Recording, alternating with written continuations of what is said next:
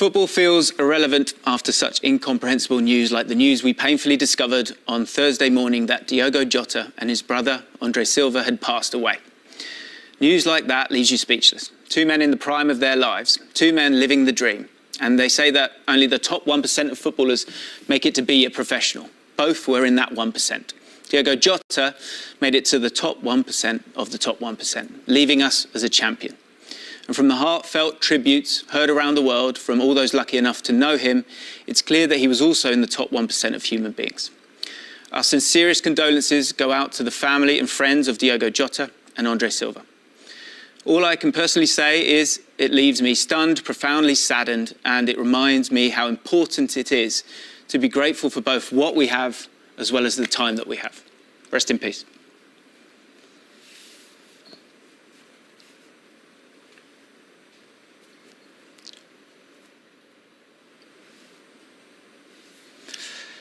So, first game, Fluminense versus Al Hilal. And in the lead-up to kick-off, both teams, fans and officials showed their respects with a minute's silence. Liverpool player Diogo Jota, who along with his brother Andre Silva, also a professional footballer with the Portuguese club Penafiel. Both brothers who died in a road accident in Spain. At Orlando, ahead of kick-off, pausing in memory of them.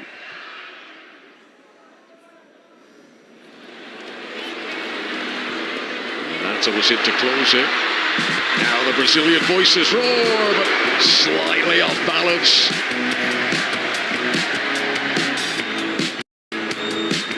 Here's Martinelli.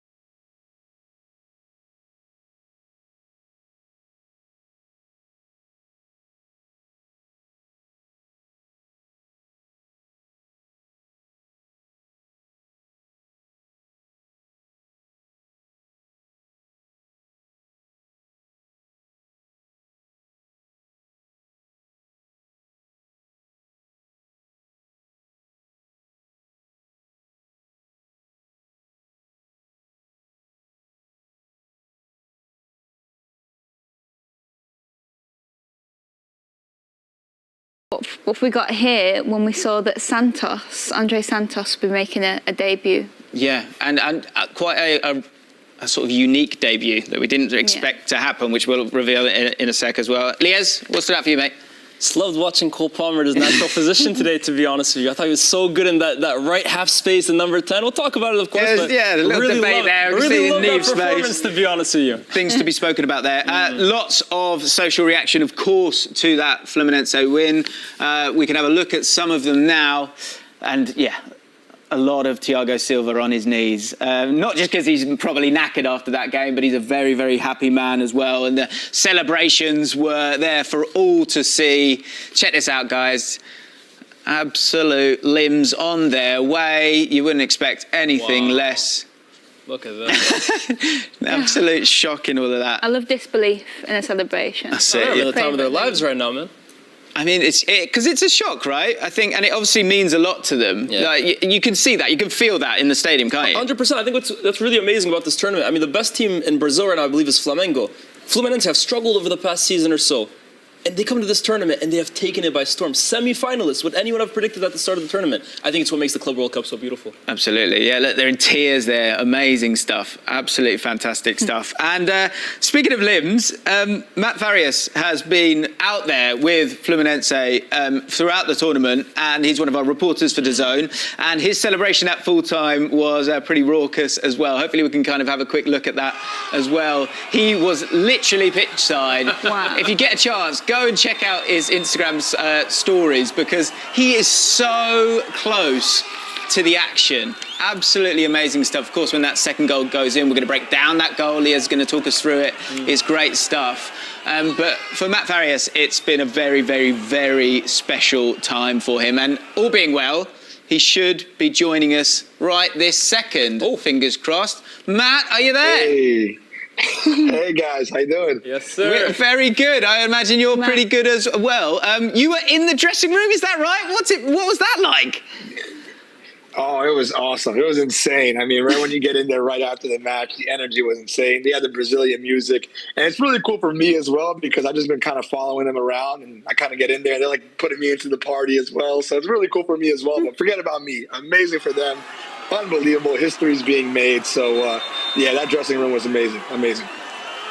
Maddie, my boy, how you doing? Yeah, Lyles, what's up, man? My God, what you telling me? I got a question for you, brother. We all saw the iconic Thiago Silva clip of you this week. I mean, that was absolutely beautiful. You gave him his flowers in that moment. But what's it been like really seeing his leadership shine through in the flesh during this tournament? How inspirational has that been? Oh, it's amazing. And every time you speak to anyone that's kind of like the younger people of the group, everyone just talks about how much of a privilege and honor and amazing it is to have someone like that to look up to.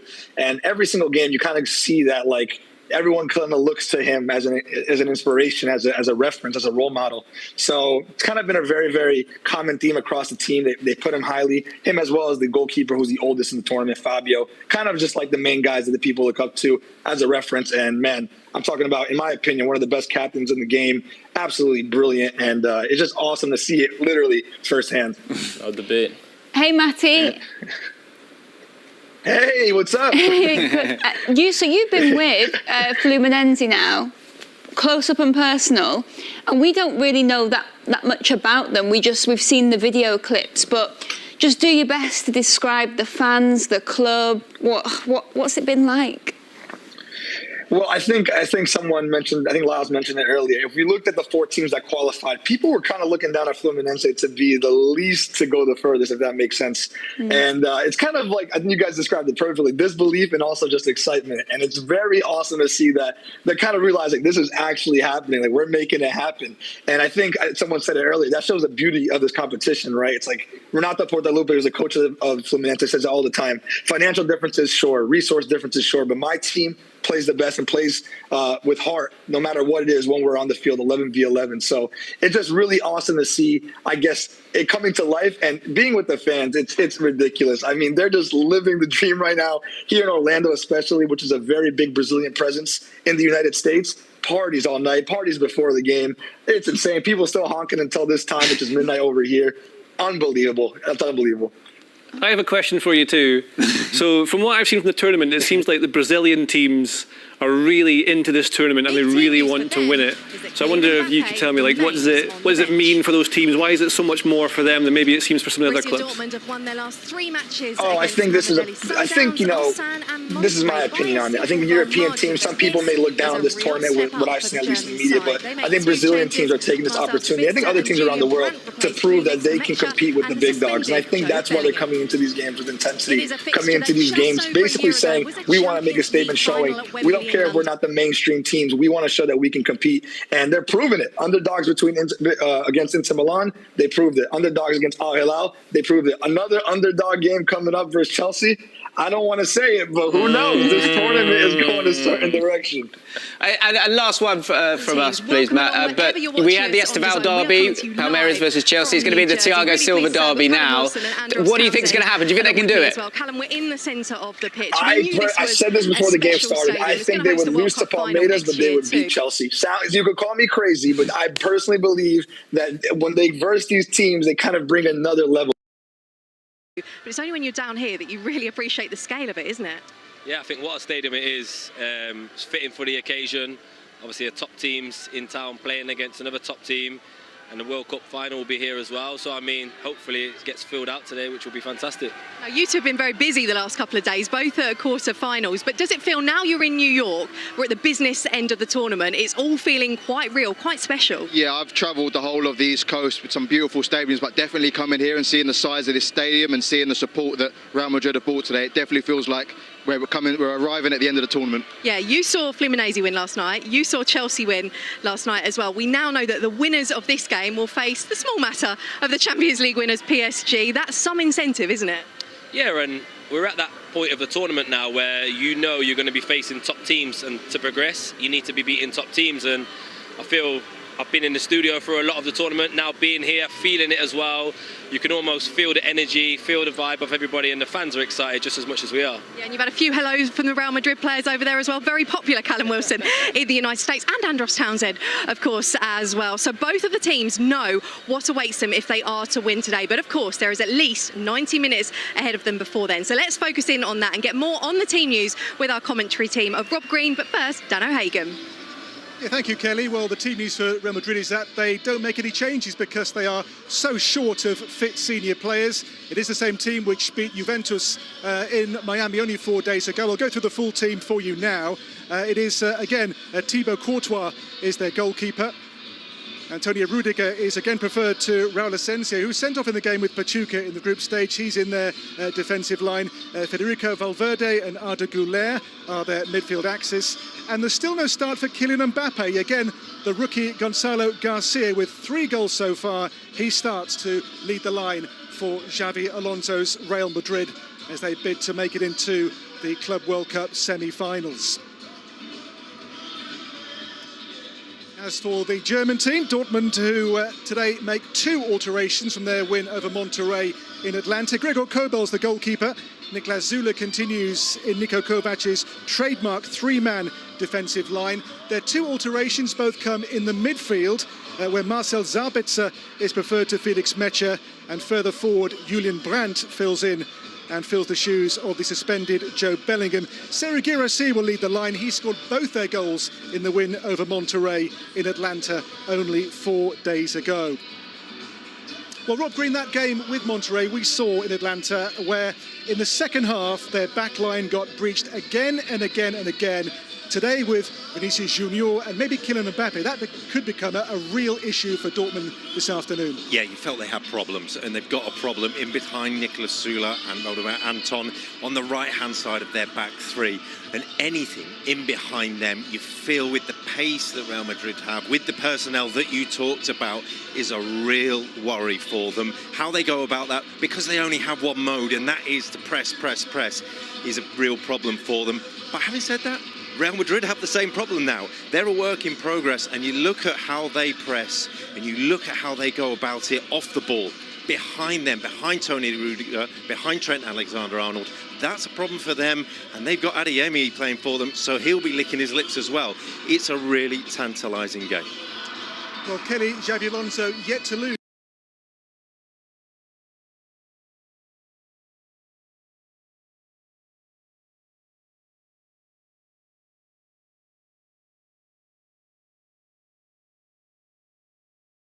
As coach of Real Madrid, but his last loss as a coach was back on May the 11th in charge of Leverkusen. The opposition that day at the Bayer Arena was Borussia Dortmund. Yes, thank you very much to Dan and to Rob. Well, there we have it. A big call from Xabi Alonso. He's going to have to get used to making those as Real Madrid boss, but no Mbappe remains on the bench. The right decision for you? Yes, at this moment, because of course we know Kylian Mbappe will come into the team, but for the way Xabi Alonso likes to play out possession, he likes to press high up the pitch and win the ball back within the first 5 seconds, Gonzalo Garcia is probably better suited to that than Mbappe at this moment in time. You're a striker. How would you feel not being back in the team? I imagine Mbappe is itching to be back in, but equally, how do you drop a striker that is in form? Yeah, I think you have to look at it from both points of view, really. Mbappe, the manager would have seen him up and close and personal, and he might not be ready to start games just yet, so he will have some part to play. But Garcia, I think he's done fantastic in his absence, so how can you then drop somebody and you've got Garcia then who's disappointed? So it's a no-win for them. ¿No? El entrar en un club y directamente pues estar pues prácticamente un mes seguido conviviendo y estando con ellos todo el día te acelera mucho pues a la hora de conocerles mejor, de entablar las relaciones personales, de poco a poco tener tiempo para ir hablando de cosas de fútbol. Entonces está siendo intenso y a la vez que te estamos compitiendo con en el Mundial. Borussia Dortmund le conoce usted muy bien, es un equipo que está presionando muy arriba en este Mundial de Clubes. ¿Ustedes también tienen esa característica? ¿Puede cambiar el planteamiento de Dortmund su planteamiento? Bueno, tenemos que estar probados para todo, ¿no? Si mantienen la línea un poco como la suelen mantener, con la defensa de tres y con los carriles presionando, o si se hunden un poco más, ¿no? Igual nos quieren esperar un poquito más atrás. La Juve también el otro día nos cambió el planteamiento, nos esperó bastante más atrás y va a haber momentos para todo, ¿eh? Es un buen equipo. Con Niko Kovac han mejorado mucho desde que lo cogió, acabamos bien la temporada, están compitiendo y es un equipo de Champions. Es un equipo que hace 2 años jugó la final contra el Madrid. El año pasado llegó a cuartos, o sea que es un equipo top de Europa.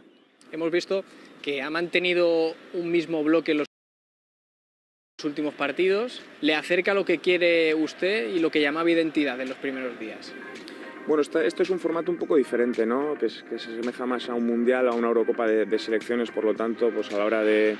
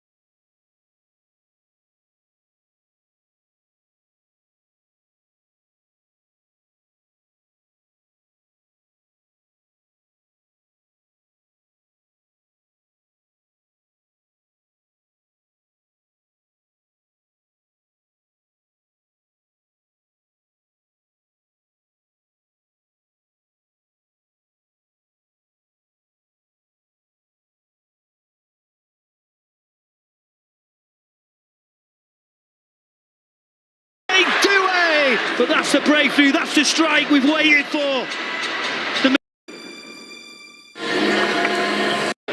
Goes inside to Ruiz. Barcola, Ruiz outside of the boot, tries the clever pass, but it's very well watched over the far side. But the pocket's been picked, and it might open up here for PSG. It flashes wide of Neuer's right-hand post. Desiree Doué. You can't get caught on the ball like that against this side. Good strike. It's seen trying to block the lines. It just flashes it wide. Tar into Kane. Lima. Coman. What a slip from Hakimi. Untimely. Coman. The support back for PSG. Pacho pulled out of position as the ball floats in. Donnarumma, what a reaction that is. Goalkeeper's waiting. He's seen if there's a touch that is down to his right. He has to recover well. Such a big presence.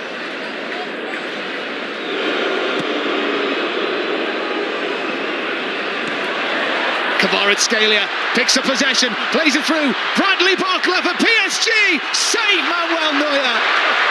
What a stop. Well, he just shapes up. He knows he's going far corner. It always looks good with the goalkeeper with that reverse hand over the top. Manuel Neuer now. Oh, and that's risky at the back from Manuel Neuer, who makes the slide to recover initially, but the danger's still there! Oh, and it just trickles wide. And Manuel Neuer, we've been singing his praises in this game. He was almost the ultimate villain there. So close to the ultimate giveaway.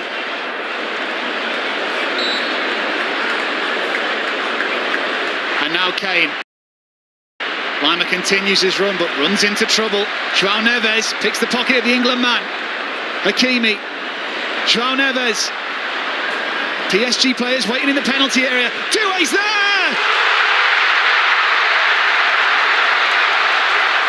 PSG have the breakthrough in Atlanta. Desiree Doué. But that's the breakthrough, that's the strike we've waited for. The mistakes. The level now of detail and concentration.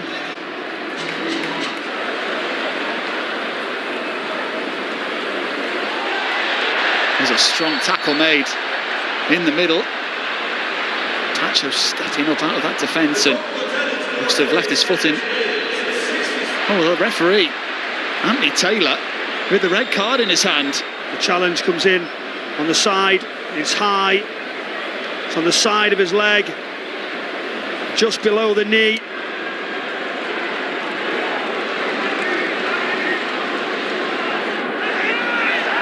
Oh, he's got him. Oh, and Hernandez leaves something on Müller. Well, there's another red card. Lucas Hernandez, the man who's just come on as a substitute. In fact, it's Guerrero who's on the floor. Wow. Can you believe it? That elbow into the side of his face. He just leaves his body. Dembele into João Neves. Well, maybe they can win it here. João Neves has Dembele ahead of him to finish Bayern Munich off the crossbar. Zaire Emery tries to bend one. Can't get it beyond his man. It's still alive though for PSG. Hakimi. No options anywhere near him. Just has to keep the ball. He does more than that. Achraf Hakimi. Ousmane Dembele!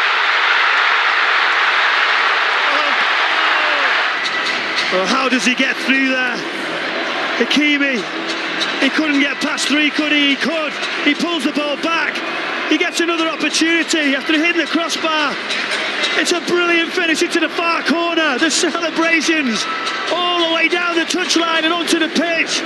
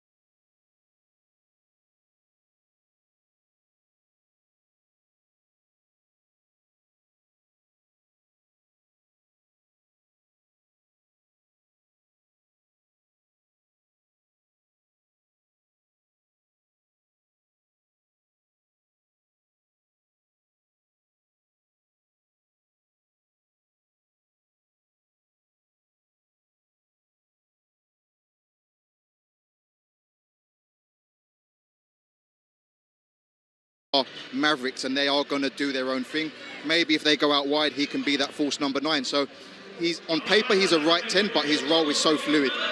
He was very measured when he spoke about it then with the yellow card for his brother Joe, but he'll have been gutted, won't he? He was probably texting him after saying, "What are you doing?" Yeah, obviously he would have been frustrated, and no more so than Job himself. And I think it was unfortunate, you know, missed time tackle. It sometimes happens, but unfortunately today's missing out. Jude will obviously have been excited for that moment, but it will happen again at some point, like he says. He's got that fire, that edge that his brother's got, hasn't he? But the worst thing about this, he didn't know that he was a booking away from being suspended, which is the saddest part. Somebody should have told him, or he should have done his own research. There's no way he should have stepped on that pitch not knowing that he couldn't make a tackle like that or he'd missed the quarter-final. You could actually see the emotion in his face, and I think for a little period of time after drawing the match, you could see it probably affected him slightly, knowing the outcome of them consequences. Valverde's had a lot of headlines, particularly for his performance in the last game. Has he been released a bit this season, do you feel? He has. He's been a top quality player, especially in this tournament, watching him, Jude Bellingham, Tchouameni when he's dropped up in the midfield, Modric when he's come off the bench. They're forefront for Real Madrid.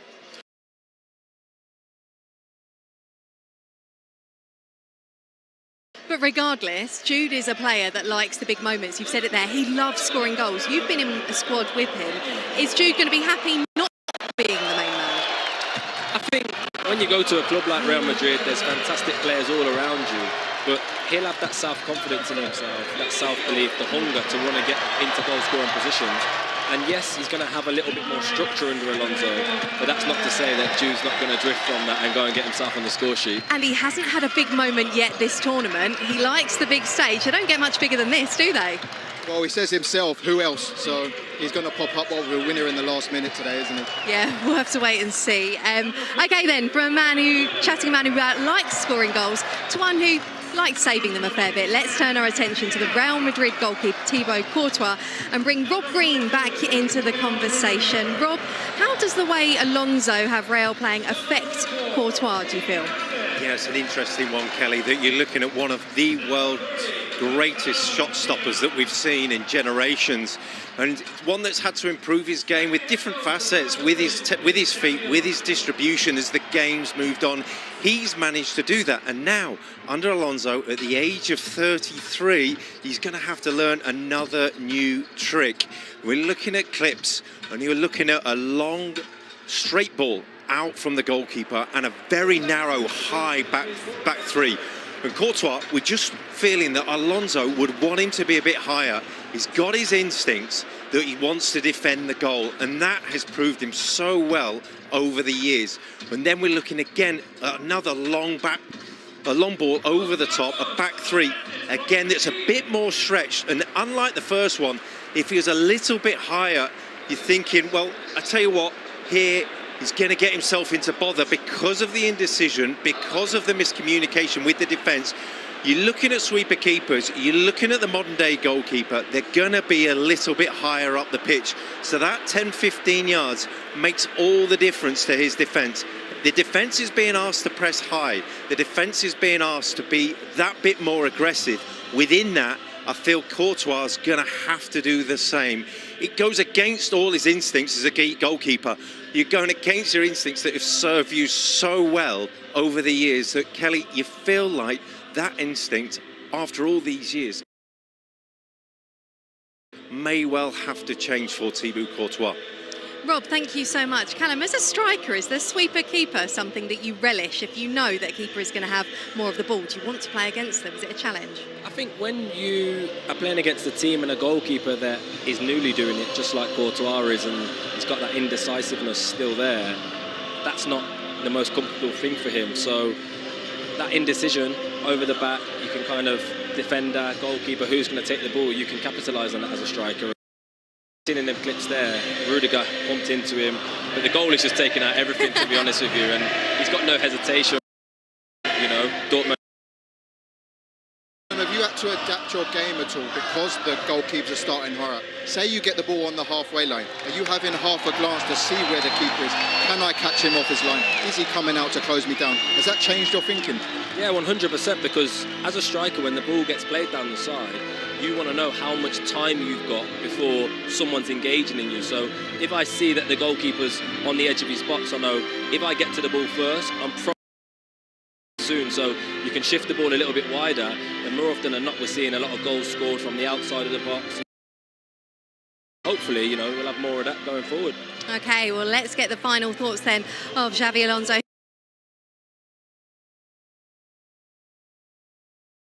Your first quarter-final as Real Madrid manager, and we've seen your ideas be implemented on the team so far this tournament. How do you think the team has progressed? Yeah, I think that game by game we are progressing, we are improving. I had clear that we were going to be a better team at the end of the tournament that we were at the beginning, and for sure it's been really intense time, but now we are in quarterfinals and we want to go through. Do you think today's opponent in Dortmund's a step up from the matches you've had so far, and it'll be a big test for you today? Another one against Juventus as well. Juventus is is a top team in Europe as well, and Dortmund as well. They are used to compete in Champions League to go through to the final stages, so we have a tough opponent today. And team news, Gonzalo's been incredible under you so far. Kylian Mbappe on the bench. Is it due to fitness levels still, and how important is it for you that you can rely on Gonzalo? Yeah, I think that it's great news that we are having Gonzalo and that he's giving us such great performances. And Kylian, day by day, he's feeling better, but still not 100%. So we took the decision that was more intelligent to kick him for good minutes rather than for the whole game. Well, good luck to you. Thank you. Okay, kick-off is fast approaching. I'm going to say this now. It's very, very hot here. I think the sprinklers are going to get us. So this is a warning to you. On live TV, we could be about to be got by the sprinklers. But let's try and focus on some of the players. We touched upon him previously. Garcia, keeping his place. About him as a striker. I like the fact that he's young, he's hungry, he's 21. Buying in big superstars such as Mbappe and things like that, but it's not fazed him. He's been given the opportunity by the manager. He's put his trust in him and he's repaying him. And as a youngster, that's all you can do. Taking it, some of his goals have been such cool finishes. Yeah, and it's the work rate I love. How he's so hungry, which young players aren't these days. He wants to get in the box there. Look, he's first to it. And he's composed when he gets there as well. And like Callum said, for someone that's 21 to be that composed, playing as a number 9 for Real Madrid is so rare to see. Do we have to give Alonso some credit for sticking with him? Because there must have been such temptation to go with his star man Mbappe today. Yeah, I think that's why you have fantastic squads and you have depth. And the manager, like I say, he's trusting in his player.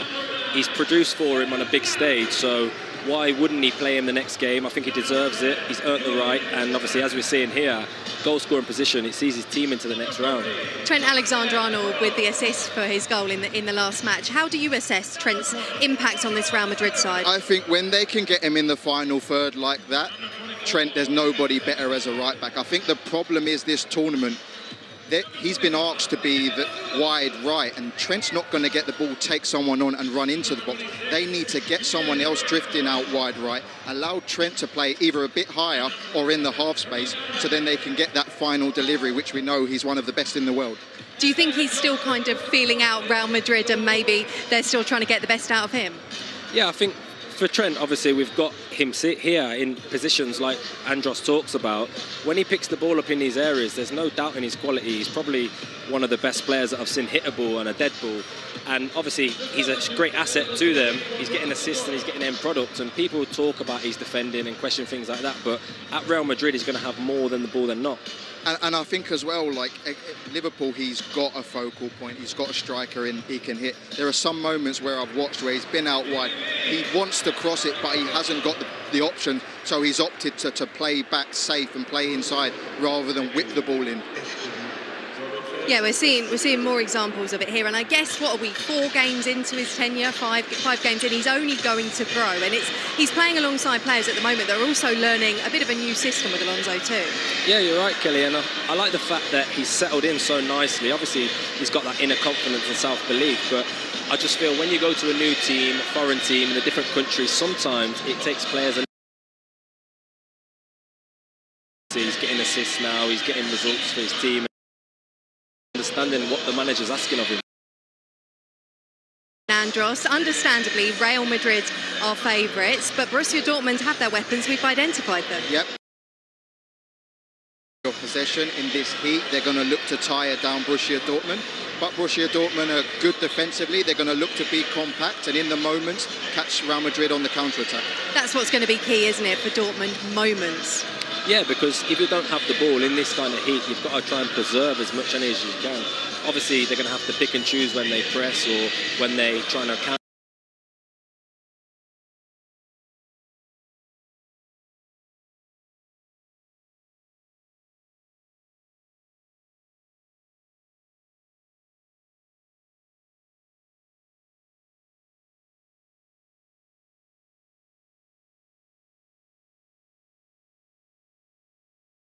When it's a free, they don't know who to mark, so you're just going to pick and choose which gap you can go into, and then hopefully he gets more opportunities. I think they're going to look to give Tchouaméni a problem. Am I going to stay in the back five and mark Guirassy? Am I going to have to go into midfield and mark Brand and Adeyemi in the half spaces in between the lines? Callum, I know you're going to be gutted because I said that I thought the pitch sprinklers were going to get us. They didn't, but you did want to have a word on the conditions. We've been in the studio for a lot of this. Andros has been suffering this heat for some time, but you said this will have an impact. Yeah, I mean, he's got a great tan, so I've come out here to try and get one as well. But I'm just sunburned. I think obviously it's fantastic atmosphere. There's a lot of Real Madrid fans, but the heat is going to be a key factor in keeping the ball today. It is indeed. Let's go and get some shade, guys, because we are just minutes away from kick-off here in New Jersey. The MetLife Stadium is the only venue left in the Club World Cup. And the first of 4 huge matches is next is Real Madrid against Borussia Dortmund, and it's live after the break.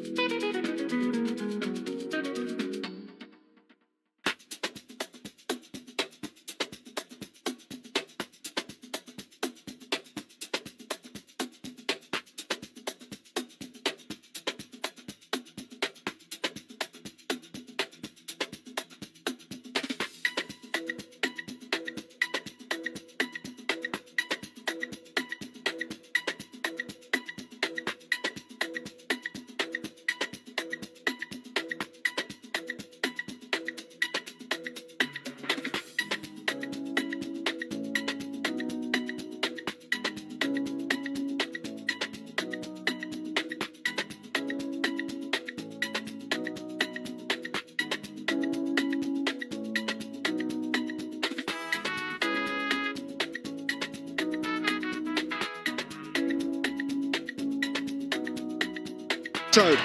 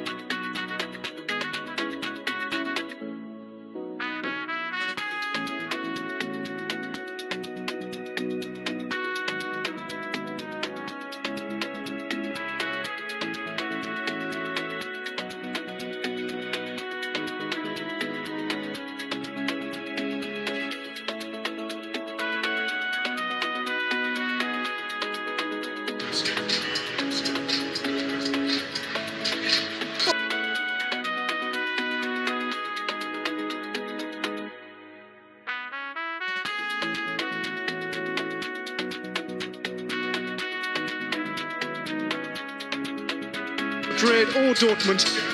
But this week, shock and sadness in the football world. The deaths of Liverpool's Diogo Jota and his brother Andre Silva Penafia.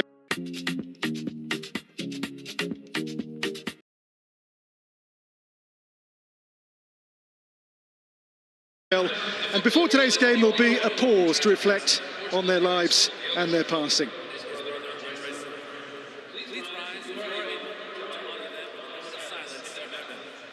behalf of FIFA and the wider football community, our thoughts are with the Jota family, friends, and former teammates. May they rest in peace.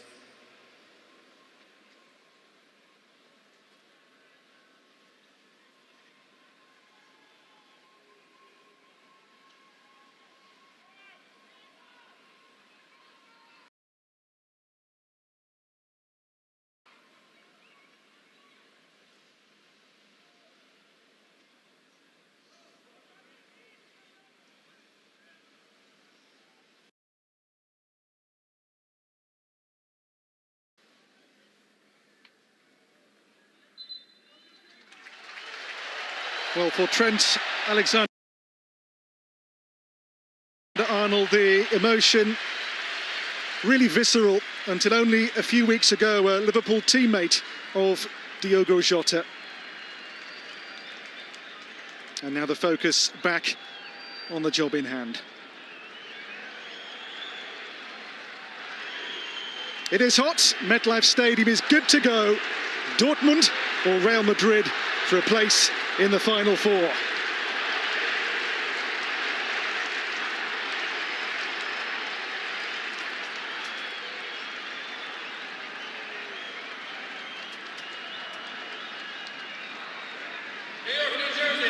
Let's count down to kickoff.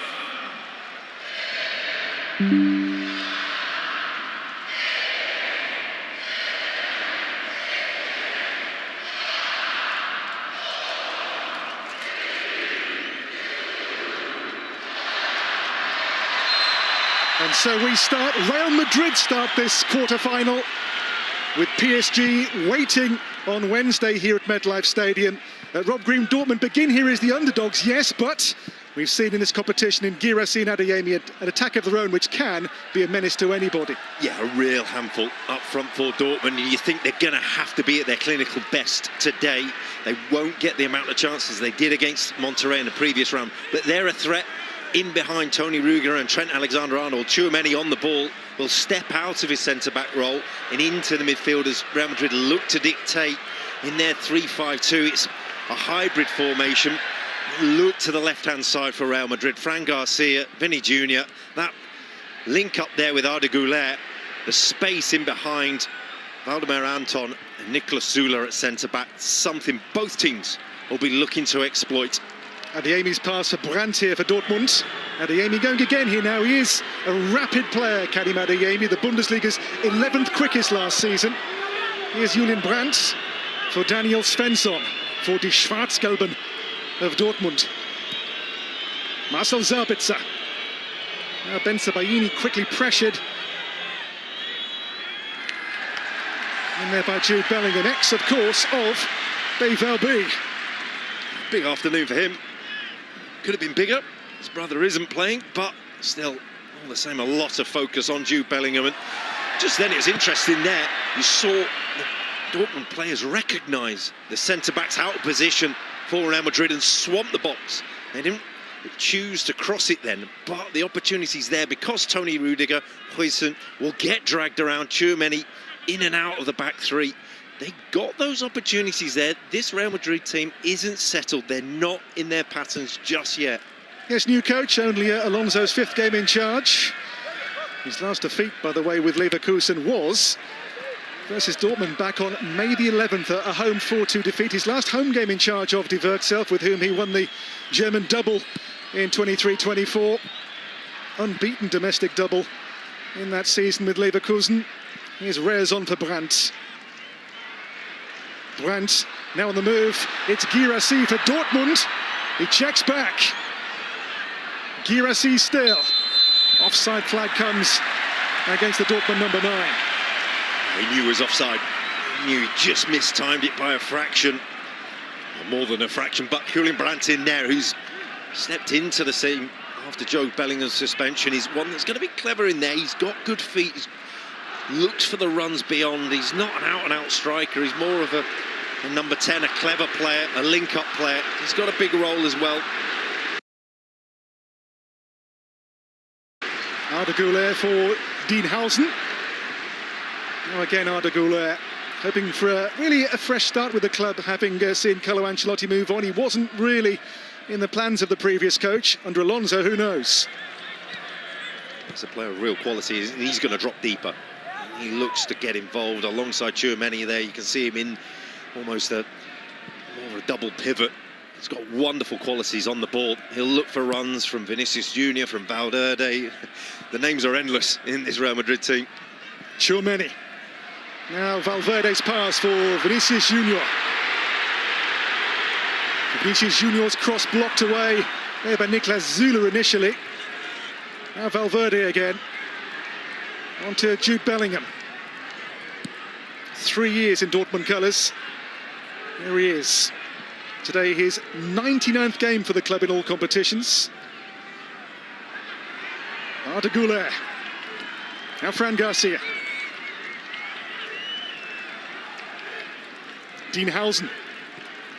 A little touch on there by Bellingham for Vinicius Junior. And the ball will break and run away for nothing more than a Dortmund goal kick.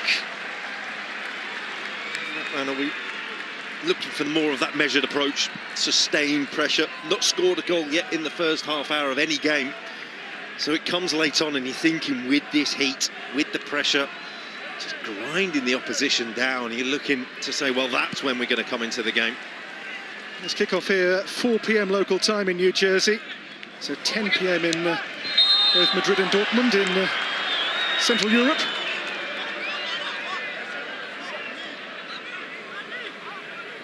Niko Kovac, who came in replacing Nuri Sahin in the spring, and really from March onwards they've been tremendous. They, back in mid-March, were 11th in the table and way off the pace in terms of Champions League qualification, which they got on the last match day of the Bundesliga season. Svensson for Adeyemi here with a clever turn.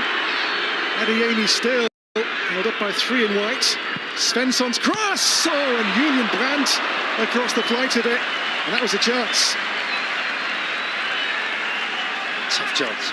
Julian Brandt, but you're looking, say, just do it. He got the opportunity. He thought Adeyemi had the chance, and stealing a march across Huijsen, but across the near post makes that chance so much harder. This is Valverde. Now to Aurelien Tchouameni. Fran Garcia for Dean Housen. Housen's pass. Now Fran Garcia. In it goes! In looking there for Gonzalo Garcia, the current Real Madrid sharpest shooter in this competition. Really sharp from that man. He loves that driving in beyond. That's what he's about, and this is how this formation suits him. Criticising the Dortmund players for not doing it quick enough. Perhaps did it too quick and too hard for Gonzalo Garcia, but he is someone looking at who's hit the ground running in his Real Madrid career. On the book since he was 10 years of age, Gonzalo Garcia had a great year last year in the 3rd division with the Castilla, the reserve team. 25 in 36 games at 3rd tier level. For the first team, got a cup quarter-final winner against Leganés in the spring, and here has had a goal or an assist in all 4 matches so far. 3 goals, 1 assist for Gonzalo Garcia. Right now, undroppable for Xabi Alonso. Look at who's on the bench, waiting to come on, and not so much Mbappe, who we all know about, but Rodrigo as well, he's been referred to, and it speaks volumes. Xabi Alonso knew exactly who he was and how he plays, and it was him that likened him to the great Raúl, former striker of Real Madrid. Yes, one of the greats. If he's half the player he was, he'll be some player. This is Arda Güler. Into Bellingham. Arda Güler's pass for Fran Garcia. Promising for Real Madrid here. Oh, Fran Garcia does really well! In towards Gonzalo Garcia. Valdemar Anton there is there to get the ball clear on Dortmund sentry duty. That left-hand side for Real Madrid, already a problem for Dortmund. We thought it might be Vinicius Junior, but it's this man, Fran Garcia. He's the one. The vision and the technical ability of Arda Güler is going to find his runs. It comes from a little bit deeper. He's going to have his hands full tonight, Grayson. Corner short here to Vinicius Junior. That's Fran Garcia with him. Fran Garcia's cross. Headed down in there towards the waiting Bellingham. Couldn't take it in.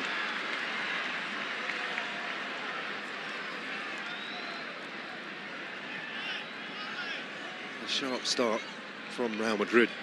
Wondering how much pressure, how much they'll go about it in this heat. They're thinking, when they see the opportunities and they've got the runners, they've got the vision, someone like Arda Güler, and Freddy Valverde can do it himself as well. It's one-way traffic right now. Booked away by Pascal Gross there for Dortmund.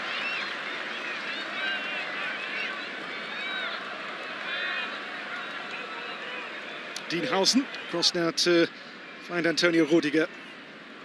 He is Berlin-born, of course, a German international. Tchouameni for Federico Valverde. Breaks back now to Arda Güler. Wide to Fran Garcia. Vinicius Junior. Back to Arda Güler for Real Madrid. Bossing the ball so far. Fran Garcia. Away by Zabitzer, but not too far clear. Back again here with the lively Fran Garcia. Vinicius Junior. Arda Güler. Oh, he's there again! Gonzalo Garcia having the time of his life in the USA. A fourth goal in the competition. And the man who is the placeholder for Mbappe is saying right now, that shirt, that position is mine. Goal. Real Madrid won the game. This guy. Well, it's a flying start from Real Madrid, and it's a flying start from that man, Gonzalo Garcia. Arda Güler has already done it from deep. Now it was just about finding that space, and you can see the gap. Vladimir Antonin has no idea where Gonzalo Garcia is. The space in and around that area, in and around in front of the goal. They've managed to marshal for 8-9 minutes of the game. The first opening, really, of that defensive three, where they've been stretched, where they've been pulled a little bit, and Gonzalo Garcia is there. Arda Güler has the technical ability to find him. Dortmund already have a mountain to climb. From third tier to one of Xabi Alonso's main men in the blink of an eye, Gonzalo Garcia and this Club World Cup go hand in glove currently. 4 goals, 1 assist for the young man of 21. As I say, on the books with the club since he was 10, born in Madrid. He is Madrid through and through, and right now he is having the time of his life. It sounds really obvious, Dan, but it is a striker's instinct, and it's almost uncoachable. A brilliant ability to go and stand where no one is. And if you can do that and just wait for the ball, and that's what he does so well. Guirassy, that's a good pass. Gross with the shots, and held by Courtois. There's no real power in the strike, no real conviction in it. Feeling that Dortmund, after that little attack that they had down their own on the left-hand side, just could do with a little bit of time on the ball. Oh, Bellingham's pass. It's Fran Garcia. Space to use here for Vinicius Junior. Vinicius Junior, Jude Bellingham. Vinicius Junior again here against Reelson, who just stood firm there, the Norwegian, and held him off. Just managed to regroup quick enough there. Saw the gaps for the goal. They managed to get into their back five, get it, protecting the goal quick enough for all that attack, but real problems for Niko Kovac. I was going to say, Rob, if you're Niko Kovac right now, those alarm bells are going off. Yeah, well, we knew it before the game. This was the thing we highlighted. The guys highlighted the space in behind Reelson and Süle on that right-hand side, saying that's where the problems are. And it's Fran Garcia from deep that's the initial problems. Zabitzer. Now Guirassy. His first Dortmund season scored 37 goals so far, 3 in this competition. Just nudged there by Tchouaméni. Zabitzer. Dortmund saved their season on the last match day in the Bundesliga with that, in the end, 4th place finish to make sure they did qualify for next season's Champions League. This is Pascal Gross, had those 7 years in Brighton colours in the Premier League in England. The Kaiser he was in Brighton.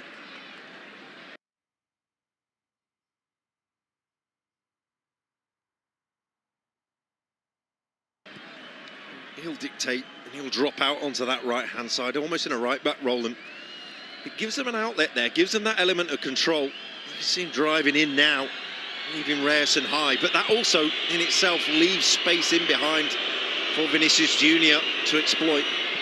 Here is Ryerson. Back to Anton.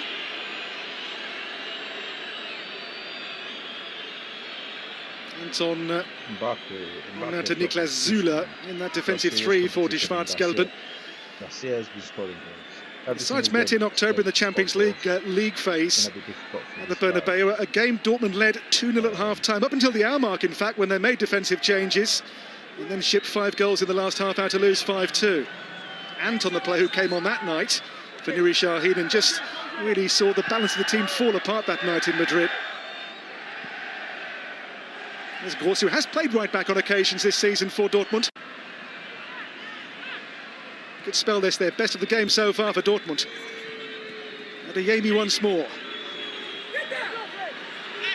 Adeyemi menacing, but nowhere beyond Trent Alexander-Arnold.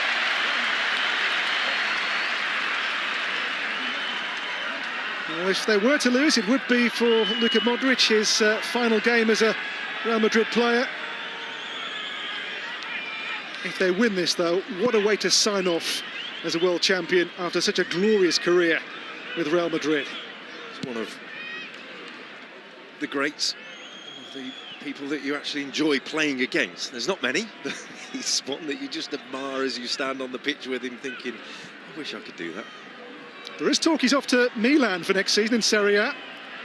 We shall see, but very young now, Luka Modric, but can still do a job. This season has played 61 times. This is for Real Madrid, match number 67 of the season across all competitions. Proper long haul for Los Merengues. Now the chase on for Gonzalo Garcia, giving Bensebaini a problem here. That's going to go the way of Real Madrid. There's trouble here. Gonzalo Garcia just chasing the ball down and just got his leg or his ankle caught underneath. Bensebaini, see there. His willingness to run in behind down the right-hand side. He's not got the power and the pace of Vinicius Junior and Fran Garcia. He's a nuisance all the same. Arda Güler.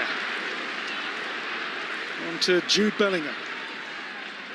Fran Garcia. And again, Bellingham on the ball. Hausen's pass just beyond Bellingham's range and reach. It's well taken down by Valverde here. Wow. It's Federico Valverde for Real Madrid. Wow. Back to Aurelien Tchouaméni. Thinks about it. Arda Güler, Fran Garcia. How is Alonso managed to get his players to play this style of play? Arda Güler again. Right? In 8 games, they adapted to his system in 8 games. They use Rudiger. Just see Hudson just dropping out his screen now on the left-hand side. He's the furthest back for Real Madrid, and when they are in those attacking positions, that's a problem Dortmund have. Is the player furthest up the pitch is about 25 yards away from their own goal. It leaves a huge gap behind Hudson. There is that element of risk, but wow, you are under pressure when you are in defence. How has he managed to do that in 8 games? Now Bellingham with Gross. After season, we've not seen any of that. Fran Garcia. We've not seen any of that. Dean Hausen again. But Leverkusen, Alonso's team's always really fluid. He always said there he wasn't really a fan of positions and formations, lets the players really interpret things themselves as games unfold. Gives players autonomy, Xabi Alonso, to do things as they see fit in the heat of battle. I'll take that with a pinch of salt. Having watched him on the touchline here in the technical area, he's leaving every moment, barking out instructions a lot more than his predecessor was, that's for sure. Ben Sebaini orders a loose ball. It comes for Tchouaméni here. And Bellingham. Bellingham, a little drag back and escape from Julian Brandt. Gonzalo Garcia. Jude Bellingham. Here they come again. In by Trent Alexander-Arnold! And Fran Garcia to make it 2-0 after 19 blistering minutes by Real Madrid. Already 1 foot firmly in the semi-finals to take on PSG.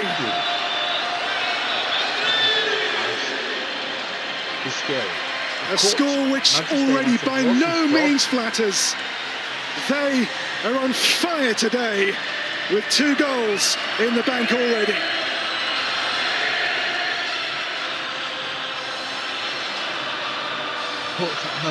Well, it's wing back to wing back for the goal. Just see the run of Trent Alexander-Arnold, and then the top of the screen stealing in. Ryerson has no idea that Fran Garcia is going to steal a march on him. But Fran Garcia has been flying at the start of this game, and the way he started, that is meat and drink for him. It's a goal out of Alonso's textbook. It's a Real Madrid goal all over. The new style Real Madrid. He'll be thrilled and he'll be mortified how this game has started. It's all Real Madrid. Only Fran Garcia's 2nd goal for the club in now 85 matches. Doesn't score too often, but today has been, like his teammates, red hot so far. And they lead now by 2-0 after 20 minutes. And for Dortmund here, they are staring down the barrel. This kid is not slowing down. Garcia's not slowing down. He's banging goals, bro. Ben Sebaini's mistake, not his first today. Oh, and it was Vinicius Junior there who just saw Kobel was maybe a metre or 2 out of position. Another Trent assist. It's a right smile from Vinny Junior. He knew that the opportunity was there. Girassi. Zabitzer comes here to Tchouaméni.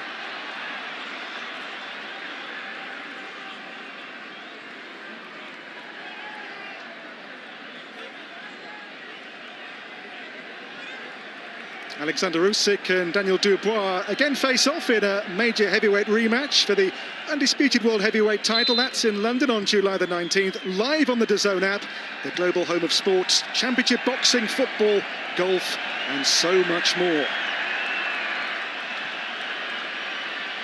Here is Niklas Süle for Anton. So Trent Alexander-Arnold's 2nd assist already for Real Madrid. There's Arda Güler for Dean Howson. Well, there is a Mexican wave, but that normally is when the fans are not entertained. But right now, Rob, this Real Madrid team are in their groove. They're absolutely flying. Everything that they're trying is coming off, and Borussia Dortmund will be really concerned about the lack of jeopardy in the game already. Fans are sensing that this might already be done. They need to come up with an answer. They need to find a response right now, because other than that Julian Brandt chance early on, they've barely thrown a punch. Süle for Ryerson, pressured by Fran Garcia. Anton for Marcel Sabitzer. Next goal really has to be a goal for Dortmund to keep this a game again. Daniel Svensson. Pascal Gross. Gross, Adeyemi just beyond him. It's going to run on though here now to Svensson again. But again the giveaway, and then Valverde taken down by Daniel Svensson to give a free kick to Real Madrid. Just looking at Girassi, He's coming out of the number 9 position, dropping in, wanting to get involved, and that's where this foul stems from, is that they're trying to find him and he's not occupying the back line. Tchouaméni is doing a fantastic job on Brandt to track him, to stop those opportunities to play into him. As much as he wants to get involved with the team, I think he needs to do a job off the ball just by staying up and occupying that back line. Here's Rudiger. Thibaut Courtois. Got a save to make so far, the Belgian goalkeeper. There's Gonzalo Garcia with Ben Sebaini. Nothing given. Zabitzer for Dortmund. And to Waldemar Anton. Valverde will come back on and rejoin shortly. No harm done. That's Anton now for Niklas Süle.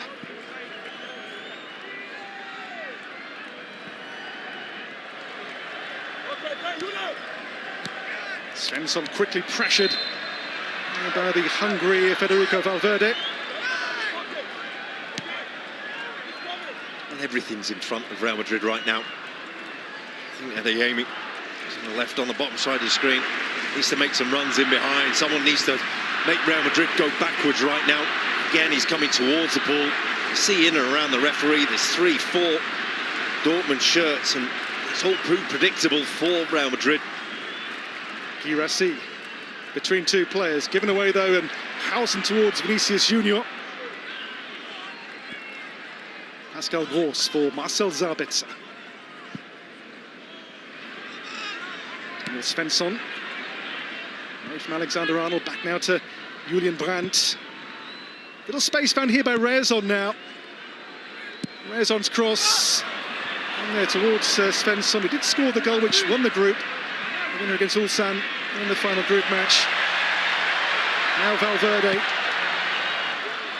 Again, they try to use Fran Garcia. It was on, he was going, Reyerson was flagging again, and Garcia was flying, that space is there. Alexander-Arnold. Moved on to possession again of Real Madrid. Arda Güler.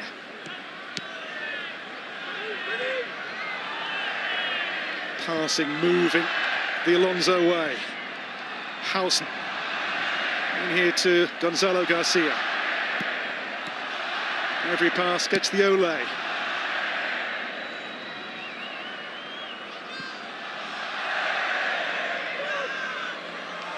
Alexander-Arnold. Arda Güler. Tchouaméni. And Vinicius Junior's dummy here for Jude Bellingham. Oh, he's put it wide. So nearly bit the hand that once fed here, Jude Bellingham. And he has to score. Even on his weaker foot, it's a brilliant opportunity for Jude Bellingham, and it's just a shank. It's just a miss-hit. Had all the time to pick his spot. Wonderful movement again, attacking in numbers. He's free-flowing from Real Madrid. Lacked the finish. Bellingham before this competition, 15 goals and 15 assists for the club this season, all competitions. And he went to Real Madrid as so nearly world class. He's certainly got above that mark in his 2 years now at the Bernabeu. Almost like Dortmund was his finishing school to finally become the player he promised to be. This is Daniel Svensson. Waldemar Anton. Süle. Dortmund chased the game desperately. Rezon, back now to Gross.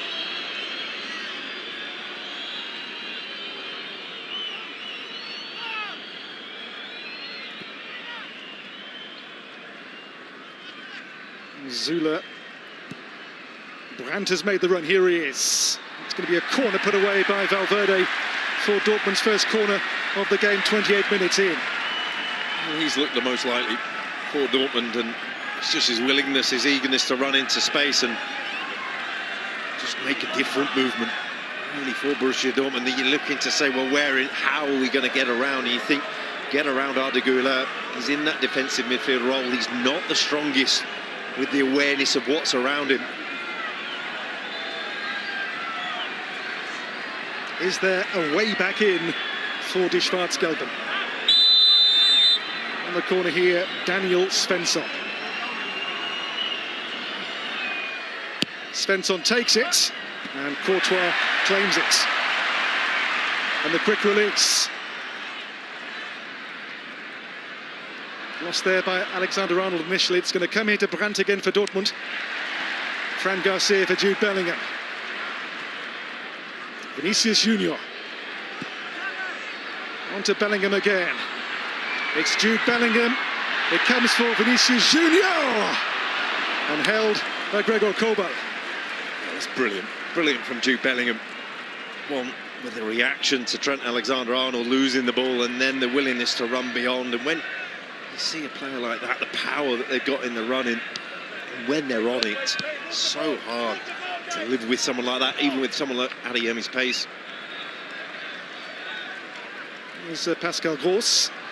We had hoped, of course, for the Bellingham derby, or as one wag put it this week, Bell Classico, but that yellow card for Job in Atlanta on Tuesday means they don't lock horns. Here's Guirassy for Adeyemi. Would have been the first Bellingham battle since the back garden back in Stourbridge.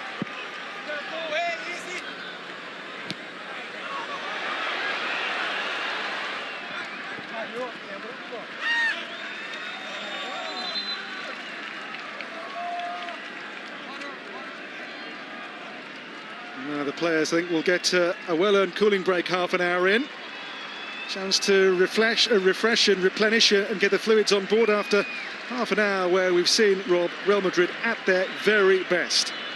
You look at patterns of play and how teams want to move and how they go about it. Well, today they've highlighted Fran Garcia. Exciting times for UK Calcio fans. DAZN is the new home for Italian football, showing every game from Serie A. That's over 300 games a season, and those outside the UK can still enjoy all the highlights from Serie A.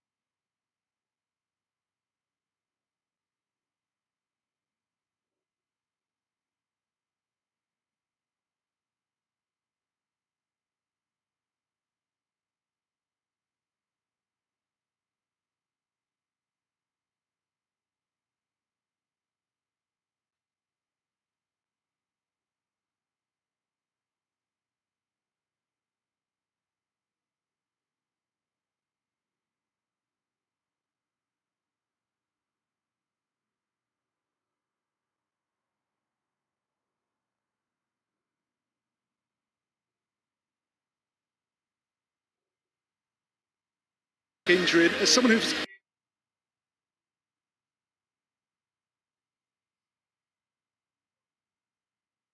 in that game early.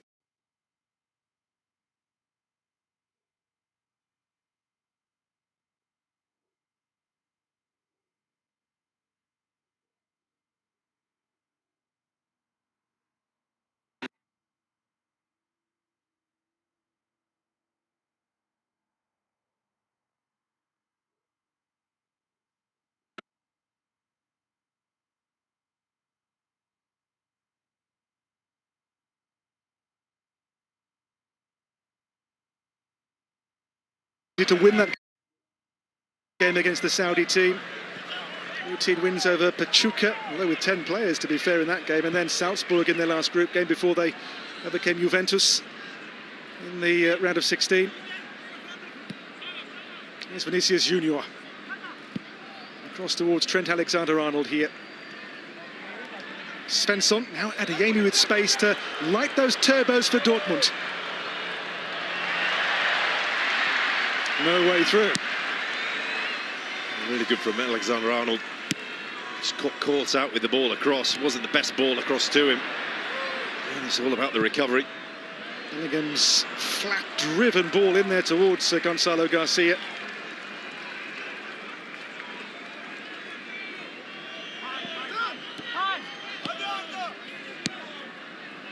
I think you'd say maybe across the competition, Dortmund, they've had one convincing half, the first half against Monterrey in the last 16.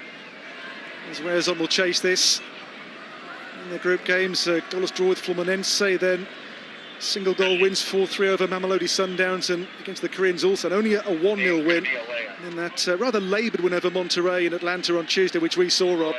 Yeah, well, that first half, it clicked, in particular between Adeyemi and Guirassy, and you're looking at a guy, Guirassy, that was at his best. Or Vinicius Junior chasing here, giving Rezon a problem or 10. Wouldn't sit for Bellingham. It'll come here for Arda Güler. Arda Güler got the shot away, rather scuffed though, and Anton clear up to Guirassy, who's been peripheral so far for Dortmund. Adeyemi took it down.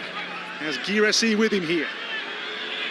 Adeyemi made both goals on Tuesday. Here is Pascal Gross.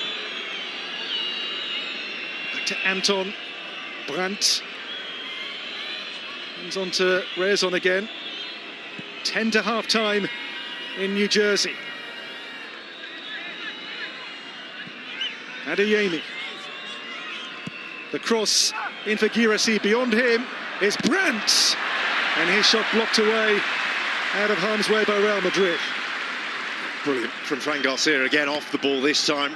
Wants to put off Guirassy and then to make the block. Niklas Süle.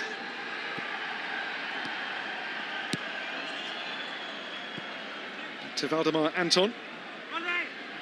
Still Real Madrid 2 goals clear, 2 goals in 20 minutes. Gonzalo Garcia and Fran Garcia for Los Merengues.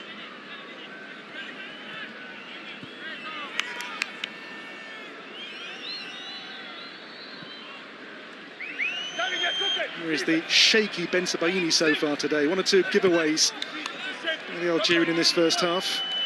Into Anton. Süle. Can they find a foothold before half-time? They need a way back in here, Dortmund, to keep this game a game. Just see by the referee.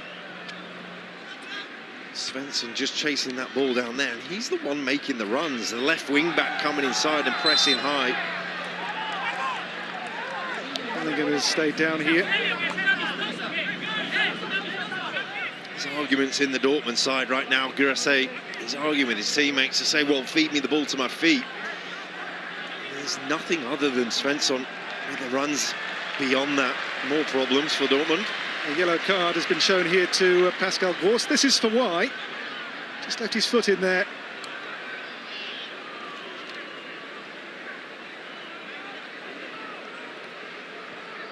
Game's first card, his first of the competition. By the way, the single yellows are wiped after this round, so all those single card players on that risk of suspension today, those single yellows are no more when this game is done.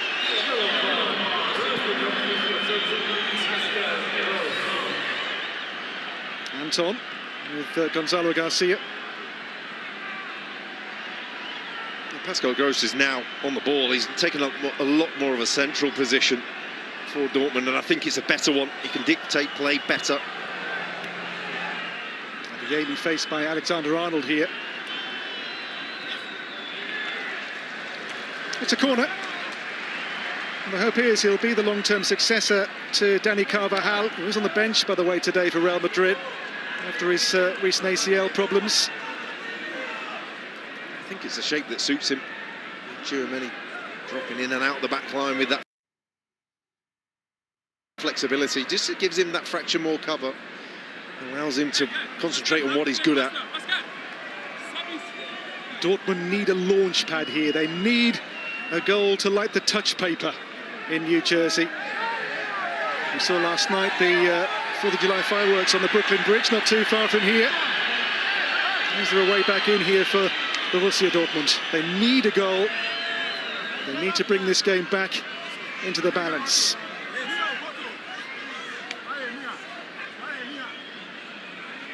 Heavily congested 6-yard box, and 3 players looking at blocking Thibaut Courtois. Came in convincingly on the previous corner. And just feeling they need to, as you say, a lifeline really within the game. Well, 5-2 the defeat at the Bernabeu back in October in the Champions League phase. It's on this corner for Die Schwarz-Gelben as they chase this quarter-final.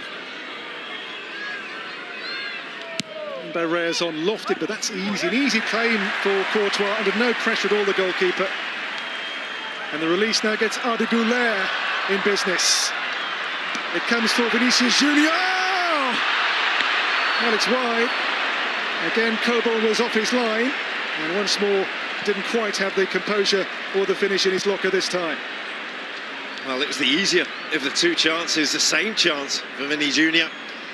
Just thinking it's football is suicide from Dortmund, really, to chip a ball into Thibaut Courtois' hands and then to be so open to the counter-attack. It's summing up their first half right now, unfortunately, for Dortmund.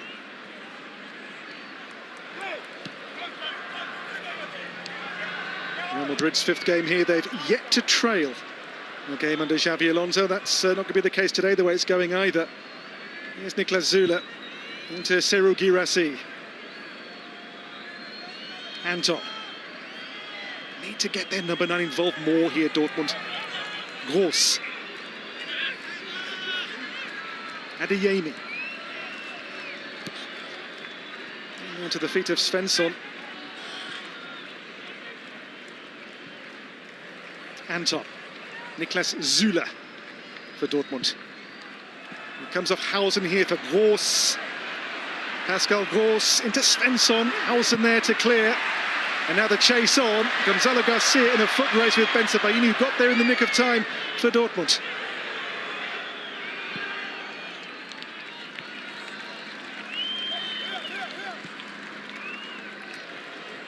Does look a game too far for Dortmund on the evidence so far.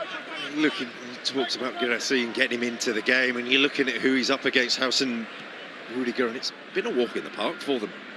We're talking about how they could be threatened, how they could be worried. Well, here's Niklas Süle of all people. Süle in by Sabitzer.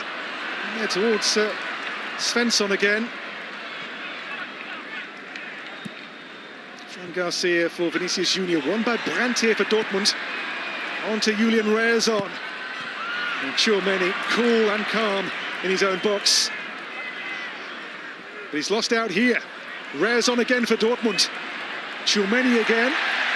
And that's a goal kick. Well, what's going to say, he's been fantastic in this first half, Tchouaméni. I've grabbed the headlines, but his reading of the game has been brilliant. All of a sudden, you see the white shirts going forward. Junior's way off, but man of his quality, you're feeling on form, on song. Vinicius Junior would snap that chance up. He's a hand in 41 goals this season for Vinicius Junior. Scored 21, assisted 19. For the fans of Real Madrid so far, a first half to really enjoy at MetLife Stadium, which might get better here if they can get Vinicius Junior in again.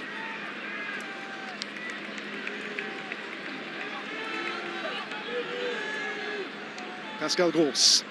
But that role that Tchouaméni's playing, it's a role that at Leverkusen, Robert Andrich or sometimes Granit Xhaka filled. He'll just drop back in to be a third defender when they don't have the ball.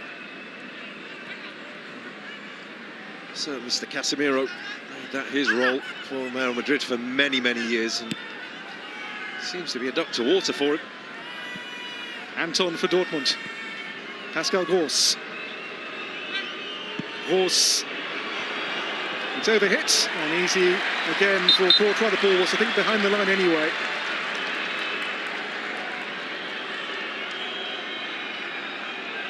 It's been the first half to forget for Dortmund, and you're feeling now.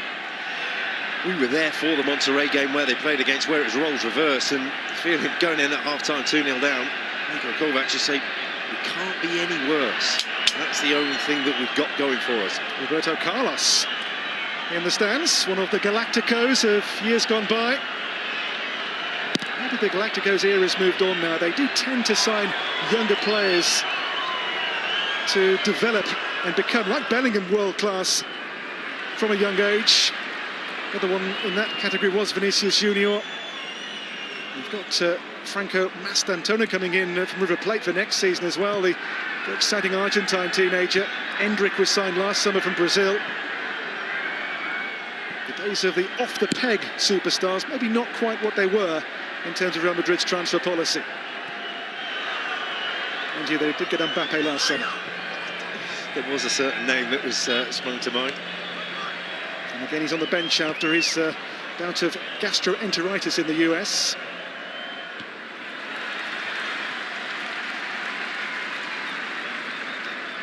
This is Zabitzer. Niklas Zula. Oh, Julian Reyerson. To Valdemar Anton. For Rami Bensebaini. The clock hits 45 minutes. Adeyemi's cross made by Fran Garcia. Comes out to Reyerson here. Zula. Now inside now, 3 additional minutes in this first half. Anton.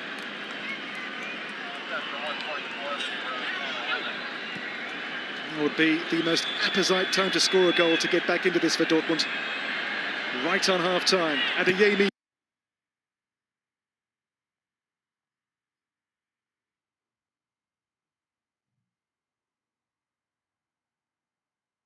For Rami Bensebaini. Brandt with a clever turn. Brandt out now to Julian Reyerson, has Zabitzer available. It's Reyerson still. Dug out the cross in towards Svensson. There's Pascal Gross, but just knocked away by Valverde. The whistle's gone for Real Madrid anyway. It's Tchouameni again, utilising that position. He does brilliantly just to get across. Just do enough. Sure, it was a foul, but his presence there, his awareness there.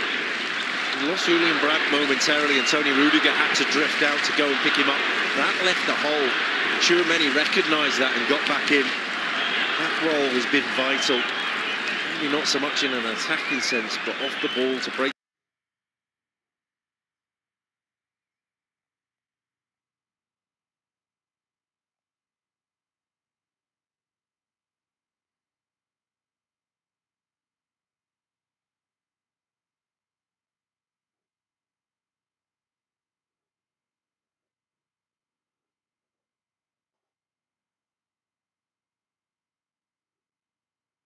Things up. And Kovac has problems. Dortmund have problems. They have a half to fix it. For now, Courtois will restart for Real Madrid. Helped on there by Valverde. There's Rudiger.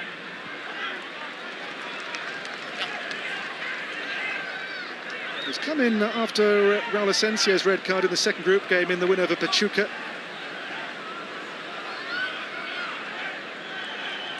Valdemar Anton for Dortmund. A minute to half-time. Anton, Niklas Zula on the scene here. Zula, Brandt. It comes for Fran Garcia. The break's on here now with Vinicius Junior. And he will drive at Dortmund. Fran Garcia. A rare giveaway from him. This is Rezon, caught by the scorer of Real Madrid's second goal.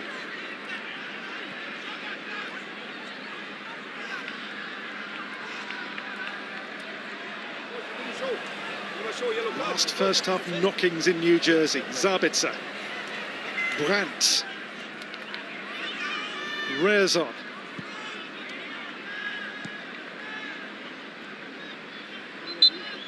Well, half-time, and so far it has been a Real Madrid masterclass. Gonzalo Garcia, the goal scorers, and so far no answer at all to rampant Real Madrid, who right now are coasting towards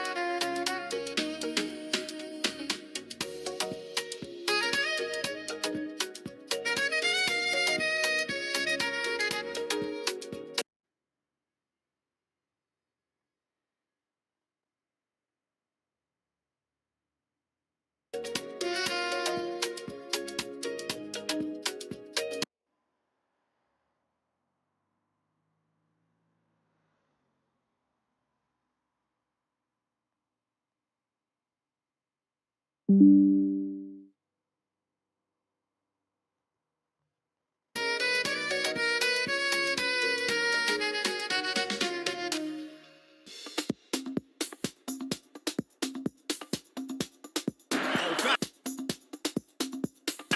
mighty disappointing.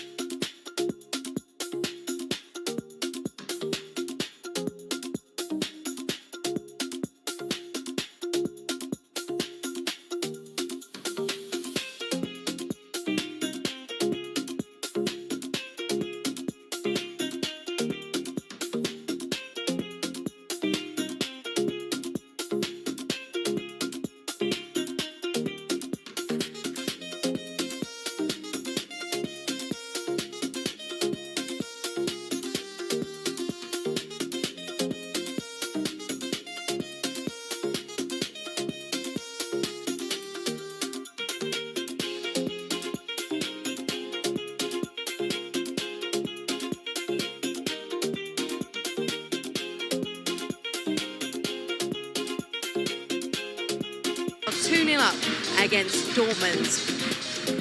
And the Club World Cup isn't the only football offering for you on DAZN.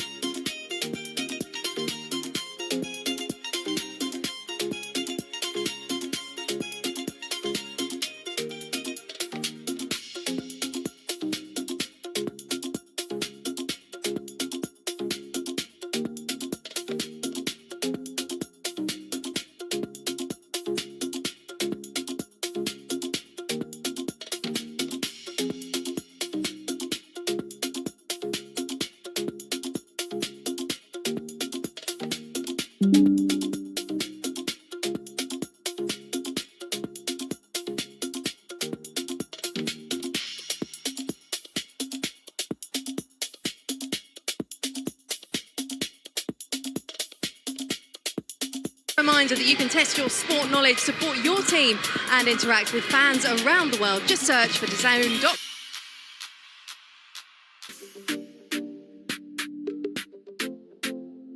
So it does look like Borussia Dortmund are making changes at the start of the second half, and that's not too surprising, is it, Callum?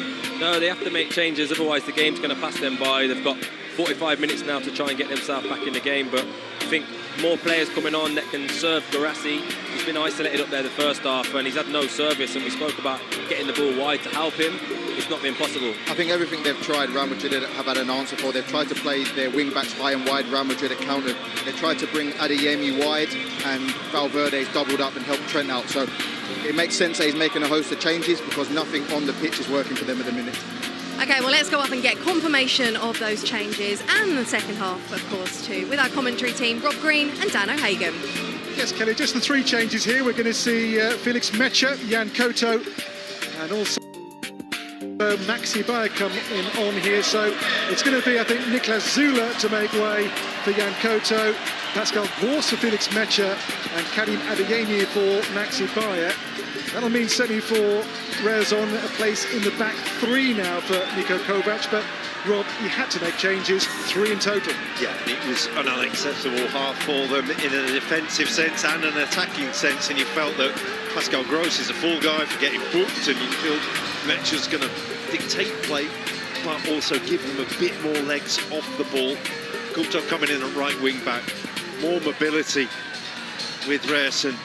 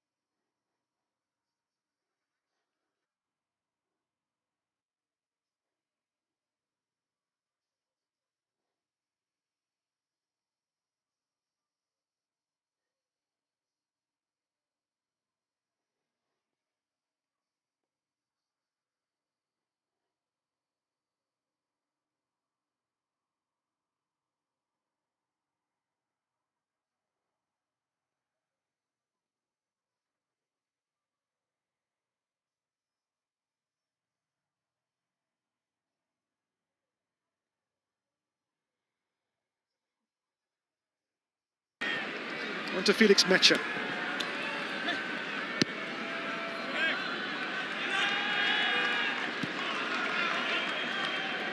So PSG waiting in the semis for the winners here.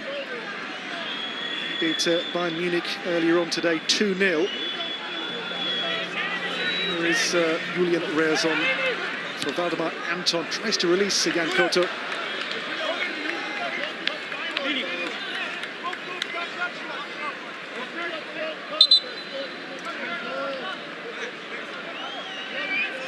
We saw a glimpse there of Joe Bellingham in the stands. No Bellingham derby today, no Bell Clasico.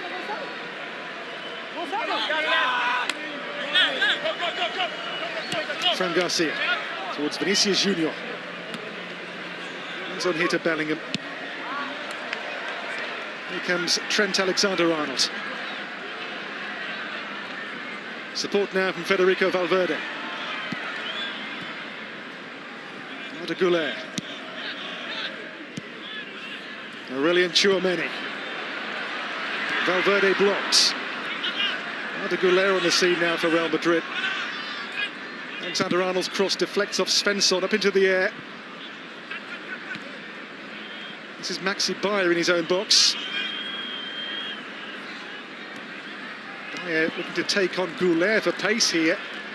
Did well, Maxi Bayer. The intensity's not quite there from Real Madrid. Just see him there, Maxi Bayer allowing him to drive out from the defence, and that didn't happen in the first half. He got swallowed up. Opportunities to play out were getting chewed up by Tchouameni, and just a little bit easier in this second half. And you think, oh, okay, it's been a slow start, but Dortmund, you know what?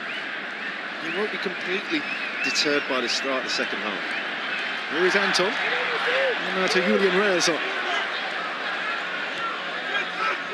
Anton into Guirassy. I think that's his first second half touch. Vinicius Junior. Jude Bellingham.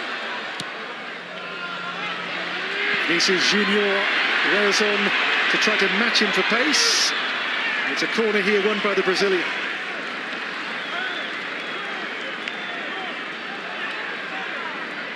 Such a threat in behind, and the players knew. His teammates knew. Just thought the outside of his boot. We've seen him do it so many times to put the ball in. Garcia just went, just get in front of the goal, wait for that delivery. Arda Güler on the corner. Rudiger scored in that game back in October in the Champions League to make it 1-1 in that eventual 5-2 win for Real Madrid. Now to Thibaut Courtois.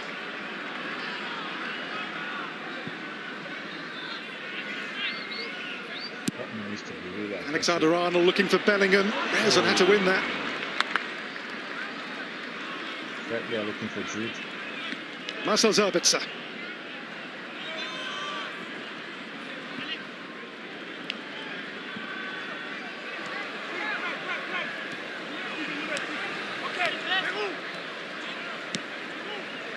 Here is Anton. Rani Bensebaini.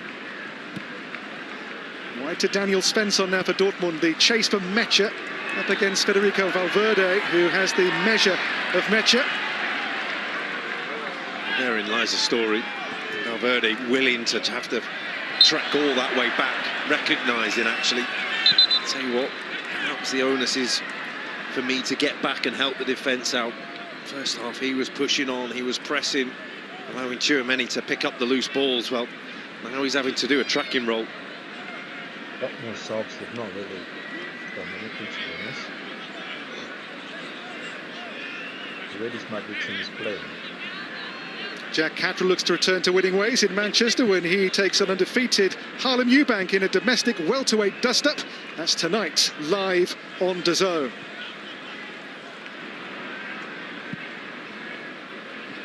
Bensebaini with Gonzalo Garcia again for company.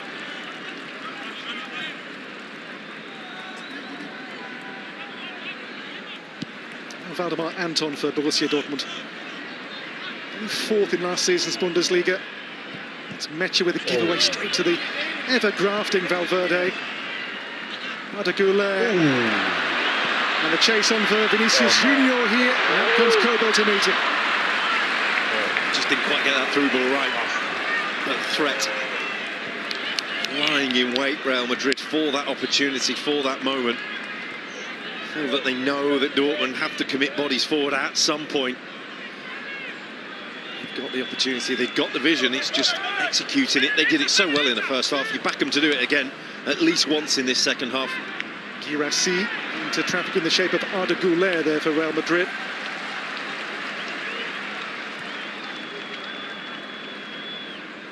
Was it a season of being second best to their arch rivals Barcelona last term under Carlo Ancelotti? The ball turns over to Sabitzer's benefit for Dortmund. Julian Brandt with a shot, which is not his finest piece of work. At the back line, Real Madrid backpedaling then. It's an out position and the giveaway, and then see the space that he's afforded.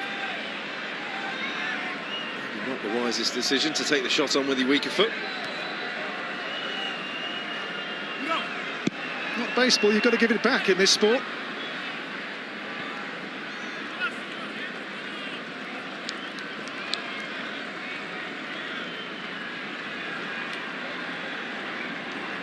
Niko Kovac and brother Robert on the bench, looking to plot and scheme and to try somehow to turn this quarter-final around in their favour. Here is Aurelien Tchouameni to Gonzalo Garcia. The ball given away to Maxi Bayer. And play waved on. The referee says the ball was taken, not the man, unfairly.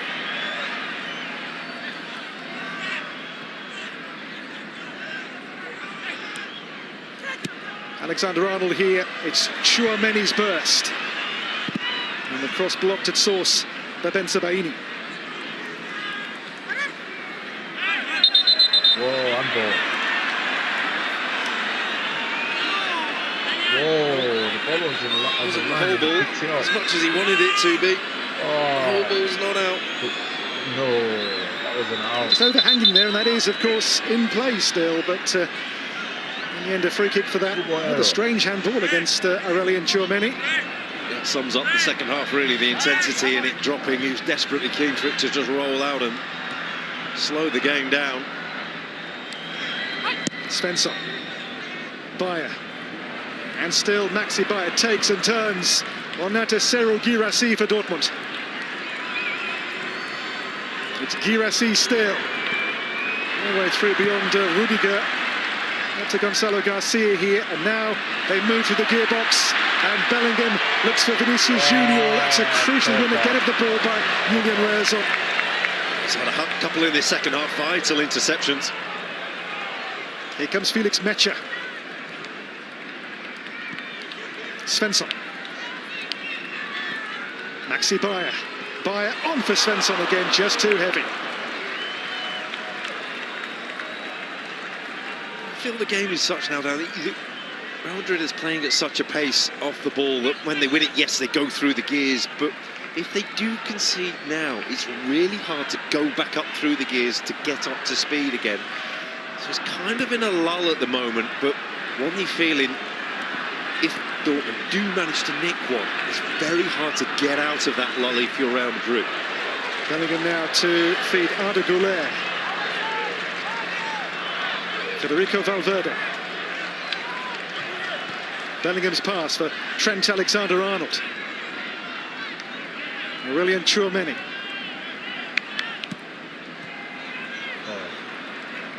Guirassy, Brandt into Bayer, Mecha. An hour gone in New Jersey. As he were at half-time, 2-0 to Real Madrid. Here goes Maxi Bayer, faced by Rudiger. It's Maxi Bayer. That really is the first serious save of the second half, at least, for Thibaut Courtois. But he made the movement, he made the run. Finally, the goal shot on target. Got Rudiger backpedaling. It's not a cleanly struck shot on goal, but asking a question, we saw so little of that in the first half. Yeah, Bayer came in from Hoffenheim last summer, had one super season with them in the Bundesliga, 16 goals in the 23-24 season before that big money move last term to join Dortmund. This is Federico Valverde. No flag yet here. Vinicius Junior for Real Madrid. Checks out now to Gonzalo Garcia. Gonzalo Garcia right across the face. Comes back out again to Vinicius Junior. Looks for the angle. Comes for Tchouaméni. He's hit the frame with it. Sewn into a third goal. Now the flag does come for the offside originally against Vinicius Junior. It wasn't even close. We all knew he was offside. All waiting for the flag to go up. It's a fantastic strike from Tchouaméni in the end. Wonderful technique on the ball. Global in the goal news, beaten.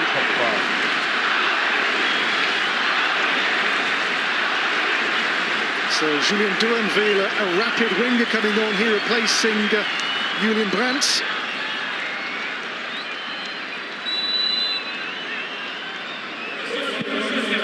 Brandt off, Duranville on.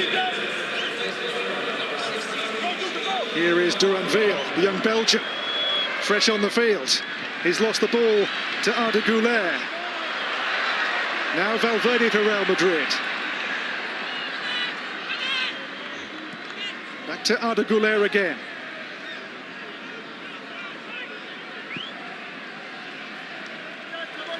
Will ask another question. Sharp feet, willingness to run with the ball, willingness to drive at the defence. Wonder. With a foot high from Jan Couto here. And a card coming for the Brazilian. Yellow card, and should they pull off the unthinkable, he now would miss a potential semi-final for Dortmund. We saw a red card previous game for a high foot, high leg, and he's fortunate more than anything. There's no real contact made with the foot, more than just the leg, and I think it's the clumsiness of it that lets him get away with the booking. So Jan Couto's name taken by the referee from Brazil, Ramon Abati.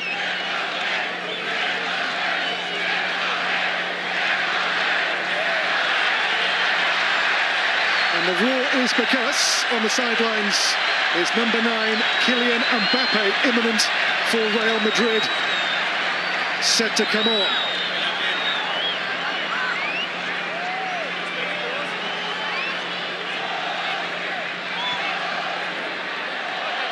Chance here to just refresh their ranks as Real Madrid will rotate. They are going to check that, Rob, for a possible red card offence. I don't think it's going to be overturned. I don't think there's the real threat in there. I think it's a good call from the referee. It was clumsy more than anything, rather reckless rather than dangerous.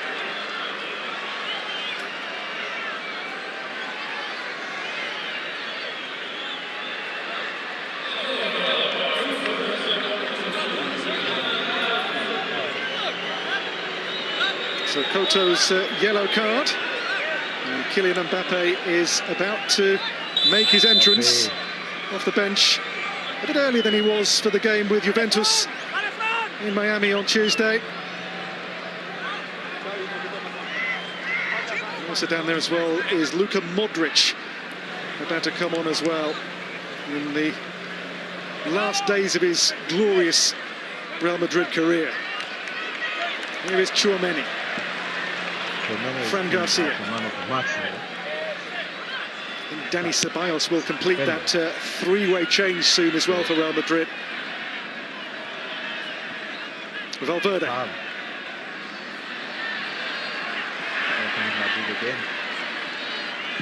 Back to Trent Alexander-Arnold here.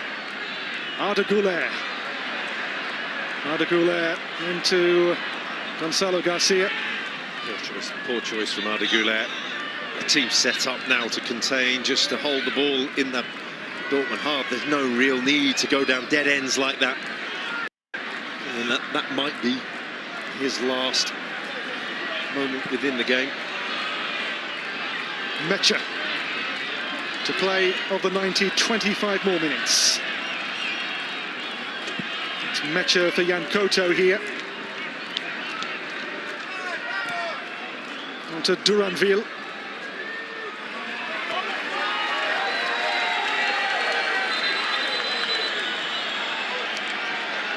So it's time for Modric, Ceballos, and just listen to the roar for Kylian Mbappe as he comes on here for Real Madrid.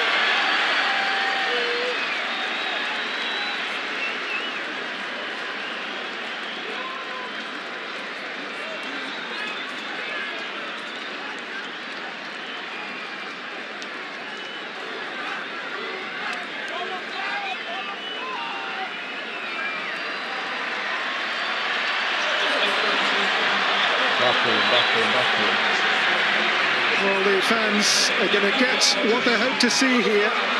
A second Club World Cup appearance for Mbappe off the bench, now over his bout of illness. He was in hospital briefly. Missed the entire group stage.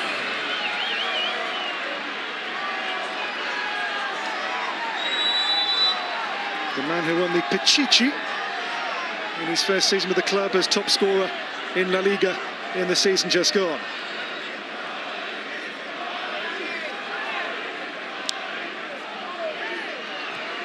Jan Koto for Maxi Bayer. Now Duranville with Fran Garcia.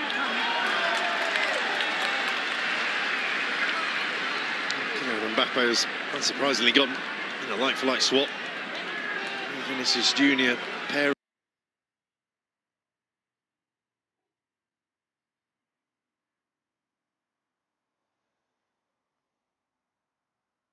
Gonzalo Garcia up front, but Valverde's the one who's had to move out to right wing-back, right-sided defender on the ball now. Ceballos and Modric will play in the central role alongside Tchouaméni in that versatile centre-back, centre-midfield role. And I think for Real Madrid, with those two coming on the pitch. Modric, now Mbappe to weave his magic. Back to Luka Modric. Gonzalo Garcia. Mbappe goes again here, there's no flag. Mbappe pulls it back. Arda Güler off target. His right's not the same as his left. We've seen him do spectacular stuff. Arda Güler with his left foot, but such clever play to Mbappe just to find him, to pick him out.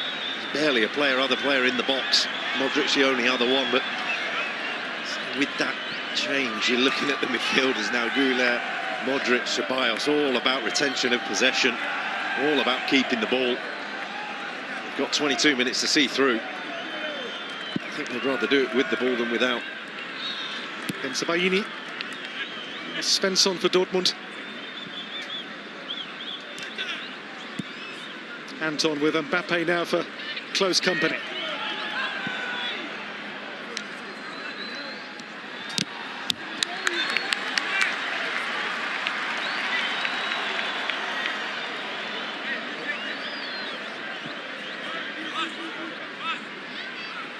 So PSG against Real Madrid is for now going to be that real blockbuster of a semi-final here on Wednesday. It's Rezon for Zabitzer. It long towards Guirassy here, Rudiger beneath it. On to Tchouaméni.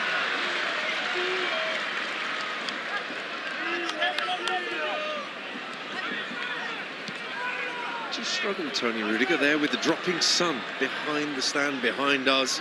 You can see the shadows in the pitch. It's not an easy one to contend with. Very few long balls like that been played at all in the game towards Guirassy. It is 5:30 local time in New Jersey as Arda Güler chasing here with Rami Bensebaini. So yeah, the sun is just beginning to set.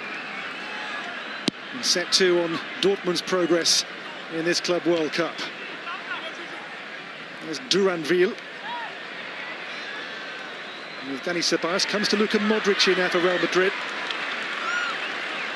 Dean Housen towards Fran Garcia.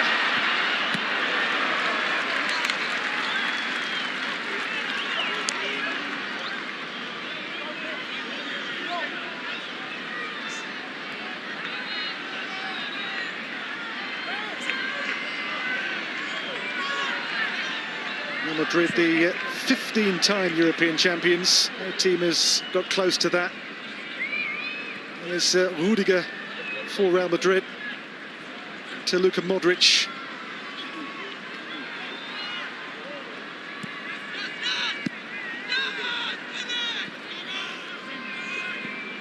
Arda Güler for Rudiger. Alonso says he thinks that Gonzalo Garcia and Mbappe can play as a front two. They're doing that now, of course, here. Maybe an audition for next season for them in that twin attack. Here's Valverde, pulls back towards Mbappe. There's Modric lurking as well for Real Madrid. It's back with Gonzalo Garcia. Arda Güler for Luka Modric.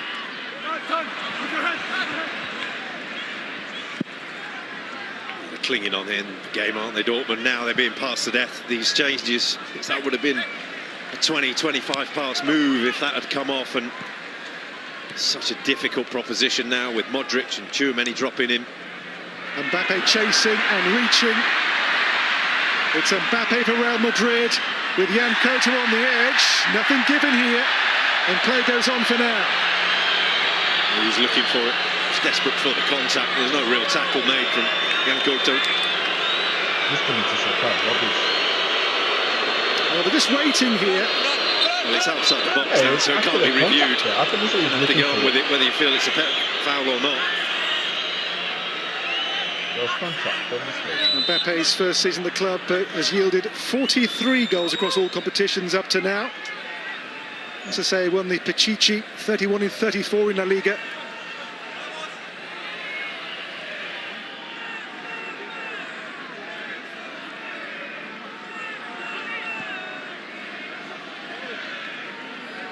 Valverde. Or the flick, Arda Güler for Valverde again here for Real Madrid. Modric.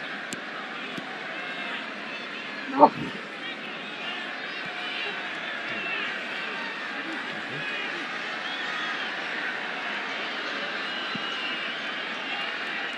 Dean Howson. Fran Garcia. Infield now to find Arda Güler. Aurelian Tchouaméni works it wide. Here, Luka Modric! And held by Koba. Well, the whole stadium, 80,000, wanted that to go in. It was just a poor strike in the end, but you've got 5 midfielders, ball-playing midfielders on the pitch. It's so hard for Dortmund to even get close to the ball right now. Arda Güler for Dani Ceballos.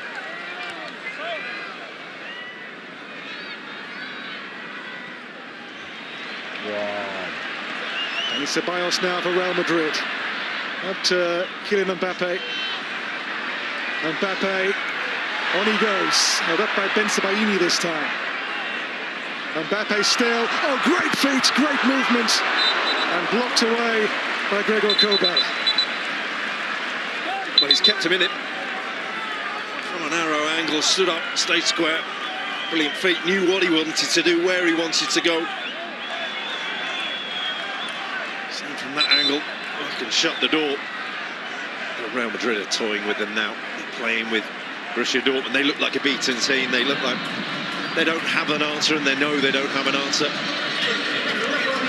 So the players will take a welcome cooling break now then, with 15 to play.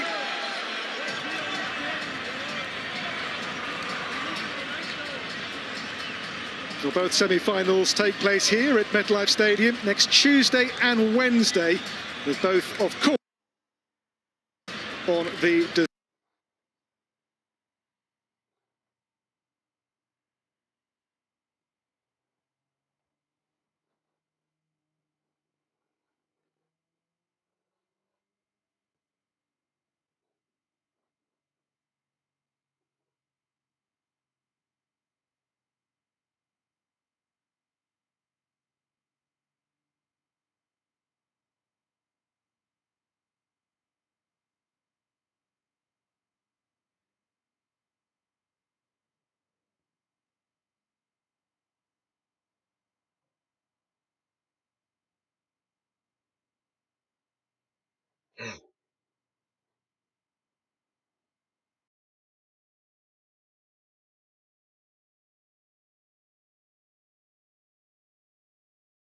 Finals, obviously Luka Modric on the pitch. You can't see a way back for Dortmund now.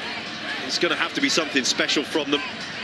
Just getting a foothold on the ball is a mighty effort right now.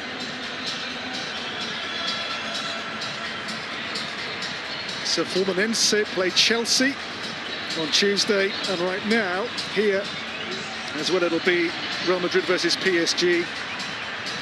4 teams in the semis, Rob. Real Madrid, PSG.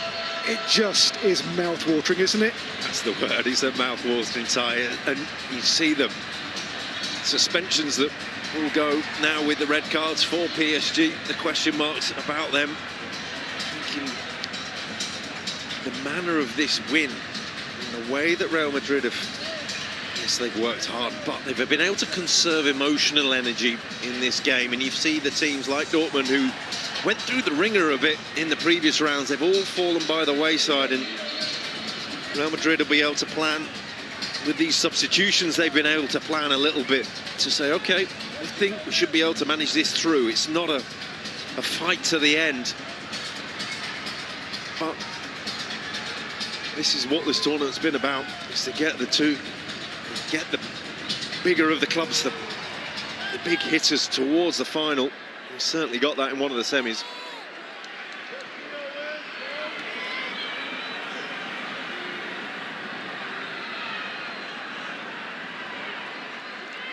So Dortmund require 2 goals to save this in 12 minutes. They've only really forced 1 save so far from Thibaut Courtois across the game's first 78 minutes.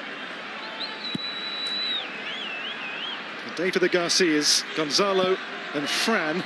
Those 2 goals in the first, 19 minutes of the game at MetLife Stadium. Here's Daniel Svensson for Dortmund.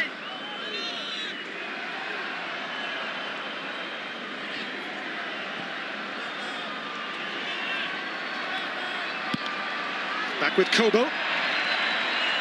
That comeback has to start now or never for Dortmund, surely. Jan Koto. Julian Reazon for Maxi Bayer. Julian Duranville. And foul there, Duranville, by Fran Garcia.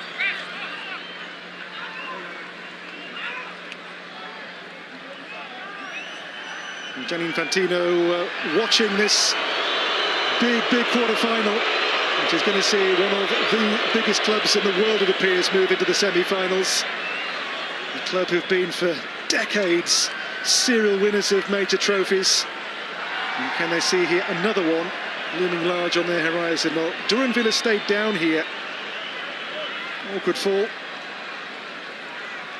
He's in the shoulder. One of them staggering motions with his arms. He's jarred his shoulder and to be in real pain, real bother. He's had 2 years at the club now, and he's had his time at Dortmund really ravaged by injuries. Julian Duranville never really had a run in the team because of his fitness. Given his Anderlecht debut by Vincent Kompany at only 16 in Belgium.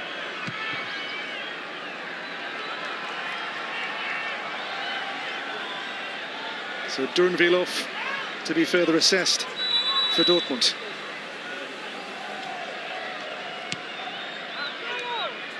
Here's Anton. Now it's Daniel Svensson. Well, given away to Mbappe, that's inadvisable, to say the very least. Modric. Arda Güler. You're going to see Carney Chukwuemeka coming on to replace Duranville soon for Dortmund. Modric. Into Gonzalo Garcia.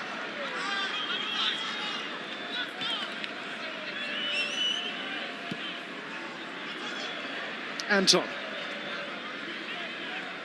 Now Marcel Sabitzer for Julian Reazon for Borussia Dortmund, who've been second best in all aspects in this one this afternoon. Now Reazon has gone down. I hope that's just a tactical one. for Dortmund.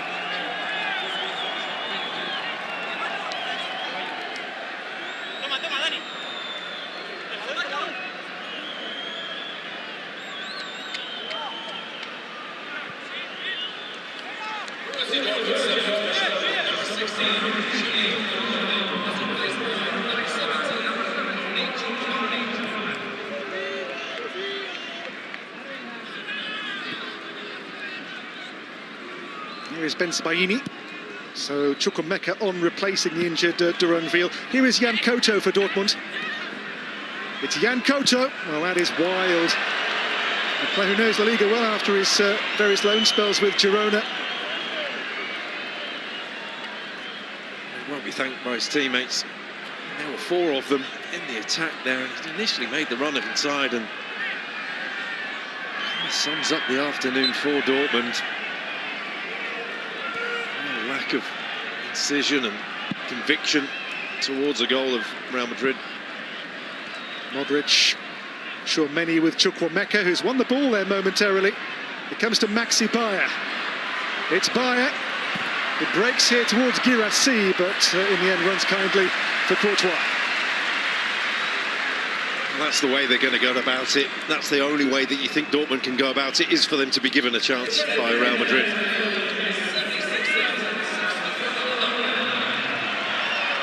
Well, the crowd announced 76,611, so the fans here in huge number at MetLife Stadium, which will host, of course, the Men's World Cup final next summer, as well as this Club World Cup semi-finals and the final on the 13th of July. This is Dani Ceballos for Rudiger.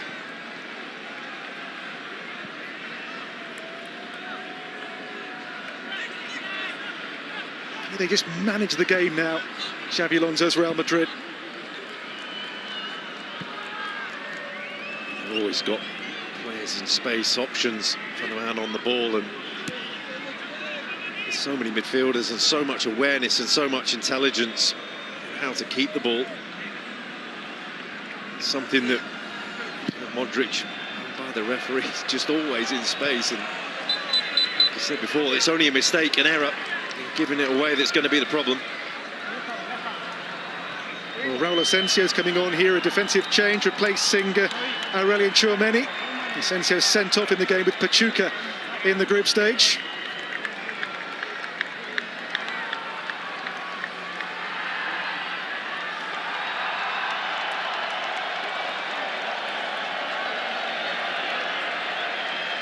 It's okay, he's tired, but don't forget the time.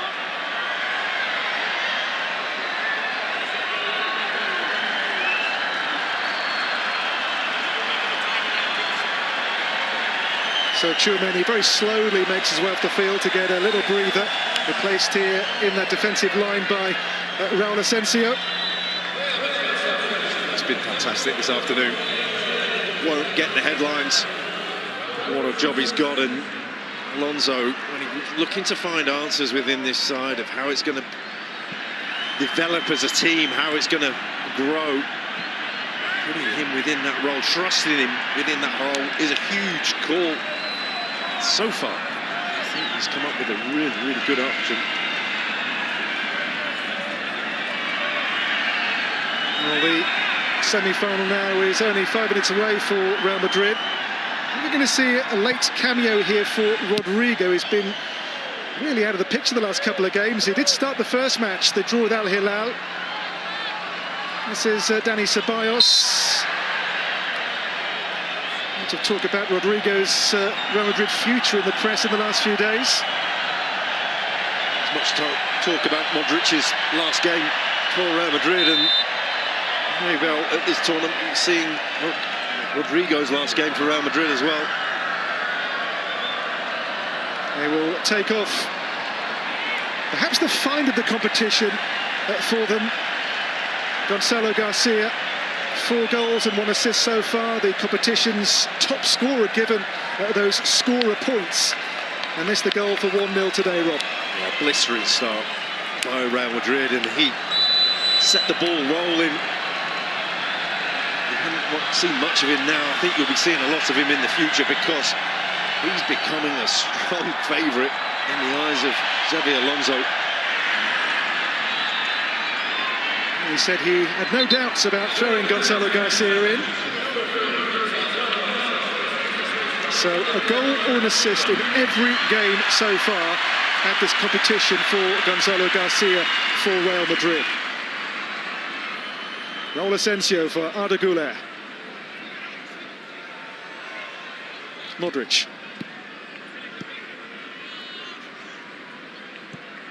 Back to Rudiger.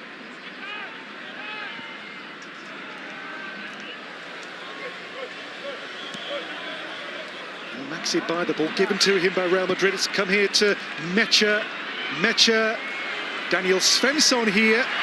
And Asensio says, oh, no you don't, not getting past me. That's his game all over. The body in the way, making yourself awkward. Another one in the Castilla ranks from a year ago. Thrown in halfway through last season and really did rise to the occasion. Luka Modric, he's given the ball away, that's a collector's item. Now Mecha with another rather wild and wasted shot for Borussia Dortmund.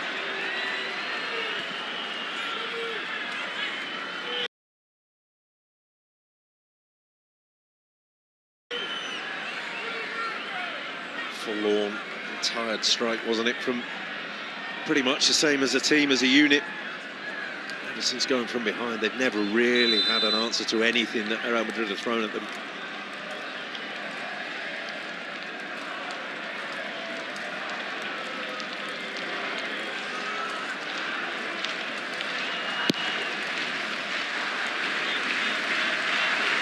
Right now on the DAZN app, an all-British battle as Jake Cattrall takes on Harlem Eubank right now on the DAZN app.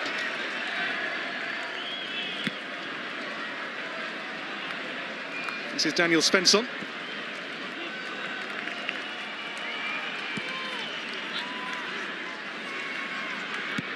On to Valdemar Anton. Game's last 2 minutes of 90. Don't envisage too much added time. Two tired teams now. Zabitzer. Daniel Svensson. Back to Mecha. Over 4 hours now since Courtois last saw the ball fly past him. This is Chukwuemeka and still Chukwuemeka. Great feat, and the ball is wide of the target. Well, we've just seen so little of this from any Dortmund players. Just to go and drive at people. Ask a different question.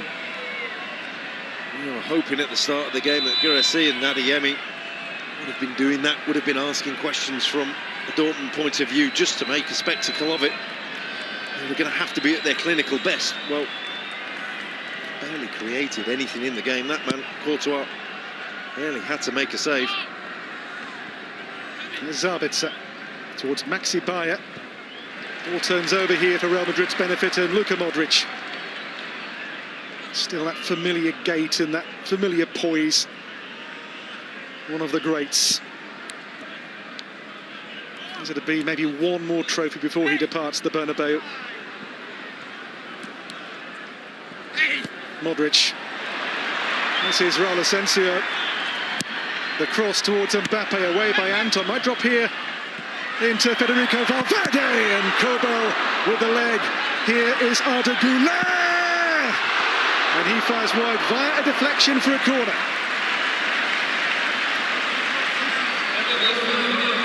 It could come from anywhere from Real Madrid. Asensio, the substitute centre-back, charging forward, and then Valverde getting his strike away. Kobel has had to make a couple of blocks like that. That is where Arda Güler wants it. In the area, edge of the area, out of his feet, on his left foot. Exactly what he wanted to do, just not enough. Inside the first of 5 additional minutes. Corner taken here by Modric for Real Madrid. Short to Arda Güler. Little back heel back onto Modric. What a pass. It's Rodrigo, pulls it back in there towards Rudiger.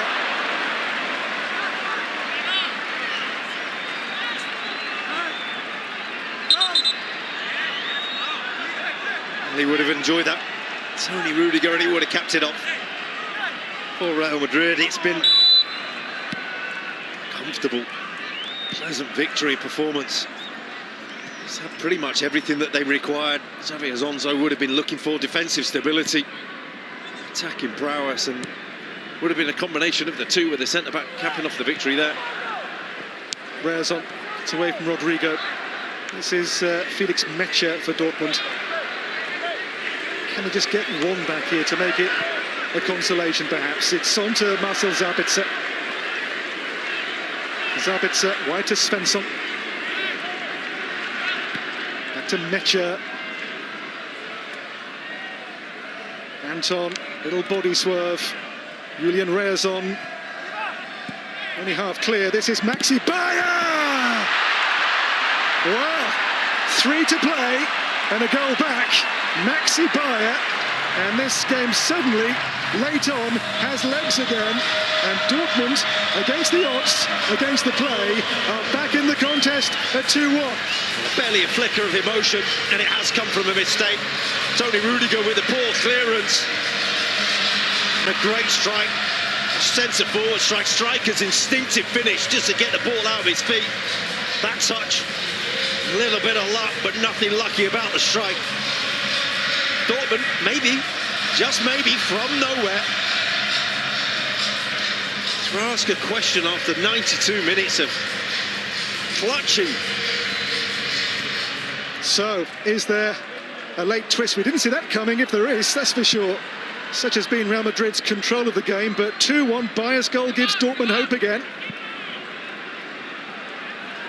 Will of course mean more added time to bolt on, given the goal came in stoppage time as well, so at least to play maybe 2.5 more minutes. An attack, they'll get an attack on the Real Madrid goal and ask the question.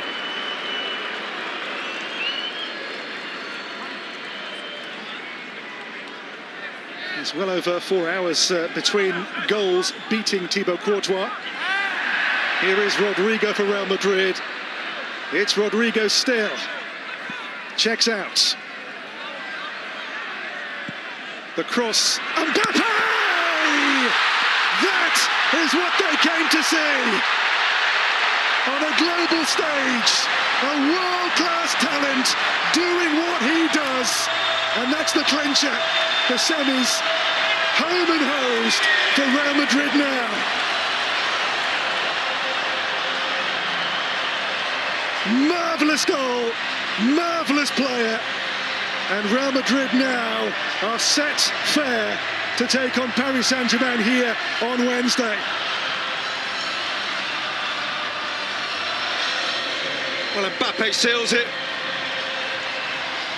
He's one of the stars of this Real Madrid team in this tournament. And Arda Güler, who's come out the shadows with the assist, and it's a spectacular one for Mbappe. Just had to wait long enough, knew exactly how he wanted to finish it.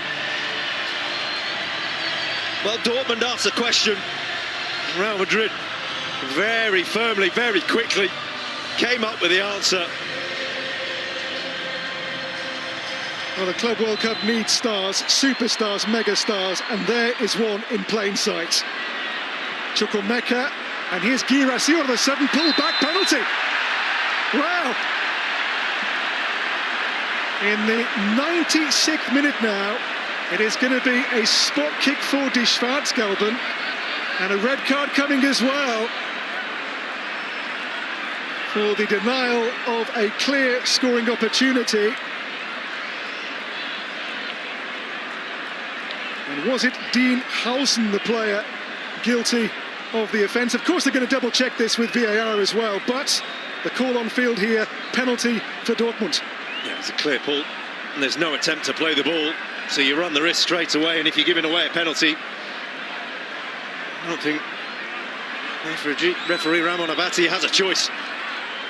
As remarkable as it seems, 2-0 minutes ago, have 2 goals and a red card. So Howson red, no attempt to play the ball seen by the officials from the former Bournemouth defender. His first Real Madrid red card and a penalty now for Borussia Dortmund. And he will not now face PSG on Wednesday, of course, with suspension. I have to say, there is an attempt to play the ball, and there isn't a playing of the ball after that. He does maybe touch him. I think this could be overturned. Mbatti was emphatic initially. You have to say he plays the ball and he does well.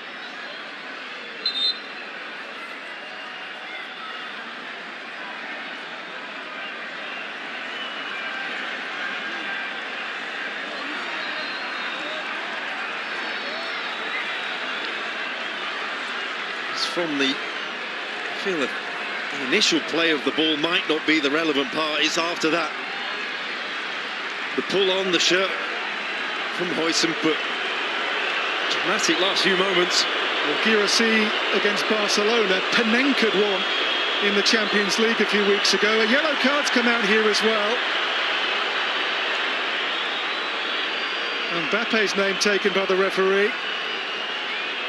Girassi from the spot, 8 from 10 in Dortmund colours this season. He's got 3 goals in the US here so far. Must be a consolation, or maybe another potential launch pad for a way back into Borussia Dortmund in stoppage time. Now in its 8th minute. Will he dare Panenka again versus Spanish opposition?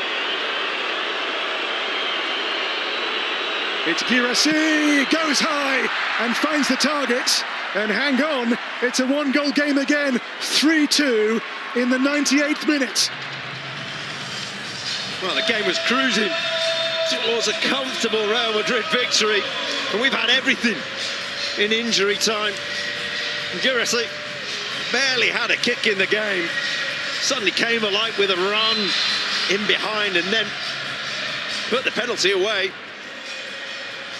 I'm not sure how much time we'll get left for Dortmund to get back in it. They've just got to go for it now. Modric back to Thibaut Courtois. Hit long towards Rodrigo here for Real Madrid.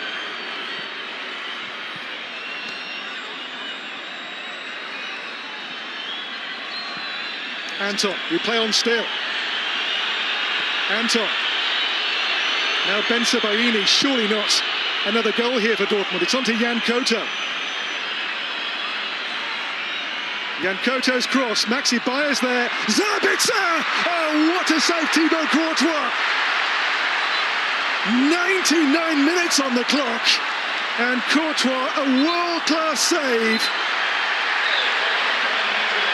And that is that.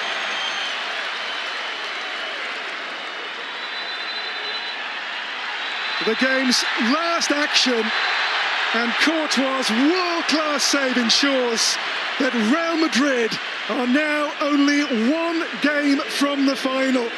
Well, it's won them the game from nothing. Courtois has barely touched the ball. To get down so sharp, just the bottom of the hand, such a strong hand. Incredible reactions. He can't believe it. Dortmund can't believe it. They were dead and buried minutes ago. What a finale. Oh, Dortmund so close. Real Madrid, the club where winning is a way of life, can see the path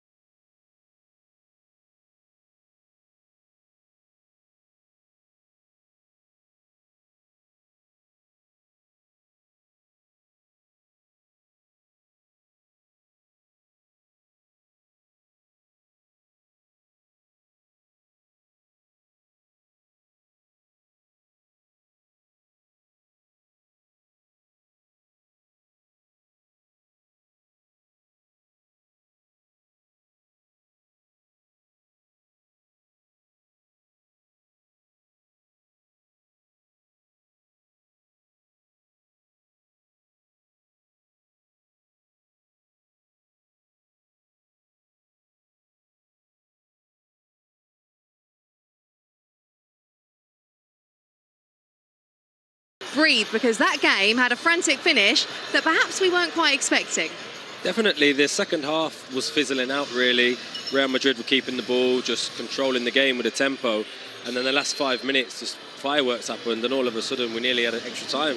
Yeah, it felt like at the end Dortmund got a bit of a lease of life, sniffed something, and then it made it a bit interesting. It did, because when Modric came on and Dani Ceballos came on, you think, okay, Madrid are going to control this game, they're going to pass the ball and look to frustrate Dortmund. But when the first goal came, wow, it just completely sent this game crazy and gave us an incredible ending. Okay, let's try and bring you up to speed. If maybe you turned off on 80 minutes, this is what you missed in the final 10 minutes or so. So Real Madrid were winning this one by 2-0, but Maximilian Bayer pulled a goal back. Callum, what did you make of this one? Yeah, it was a fantastic finish, but the key for me was him coming on at half-time and making a difference, really. He was called upon from his manager to make a difference, and that's exactly what he did do, and he got himself on the score sheet. But take nothing away from the finish, it was an incredible finish against a world-class goalkeeper. You know what I like here is the fact that he takes a bad first touch, but he almost sort of uses that bobble to cut across the ball. Take a look, this one here, this angle, it's a bad first touch, but he uses that bounce to cut across the ball, which takes it away from Thibaut Courtois in the goal. Yeah, this was in the 93rd minute, so we thought, hold on, we could be set for an interesting finish here, but Kylian Mbappe was on the pitch at that point. And Callum, what I liked about this goal is, when he scored it, you said that was kind of the harder thing to do in this situation. Yeah, obviously, fantastic movement from himself, and he's just waiting and lurking. The actual technique of the finish was fantastic. For me, I'm trying to head it as much as possible just to make sure it's a guaranteed goal, but that's why he's world-class player for Real Madrid and I'm not. And Arda Güler sort of had a fantastic game as a number 6, but this is where he's at his best. Coming inside onto his left foot, it's a brilliant ball. He's inviting Mbappe to come on and hit that. It's a brilliant goal from Real Madrid.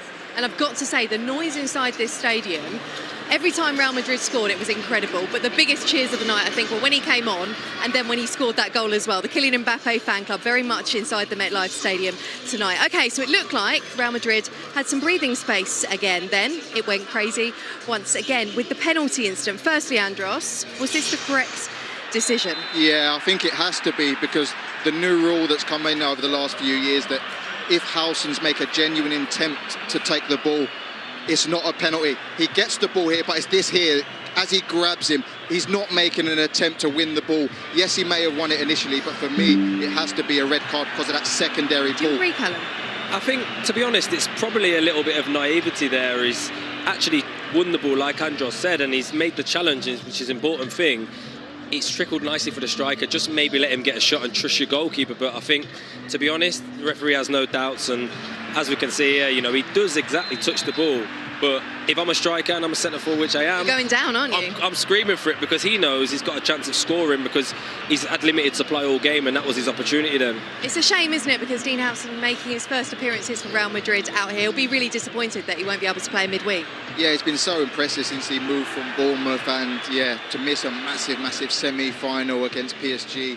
It's going to be tough for him, and to be honest, Real Madrid are going to miss him because he's been very good at that back and playing forward. Fortunately, though, playing for Real Madrid, you get the feeling he'll probably get the opportunity to play in those calibre of games again, not too far away. Now, when the penalty was awarded straight away, you were like, I want to see if he can step up and take this, because he hasn't had a sniff all game, but he did. Yeah, exactly, and it was very clinical. I mean, no doubts about that at all. Top corner against a top-class goalkeeper, but he has had limited supply. He was isolated all game, but for me, you wait for them opportunities, and it's come along and he's took it, and, you know, even though his team are lost, he's got himself on the score sheet. OK, so it's 3-2 at that point. Interesting once again, and Real Madrid did need their goalkeeper in the closing stages. Yeah, and we were right behind this one. For me, it's an absolutely world-class save from Thibaut Courtois.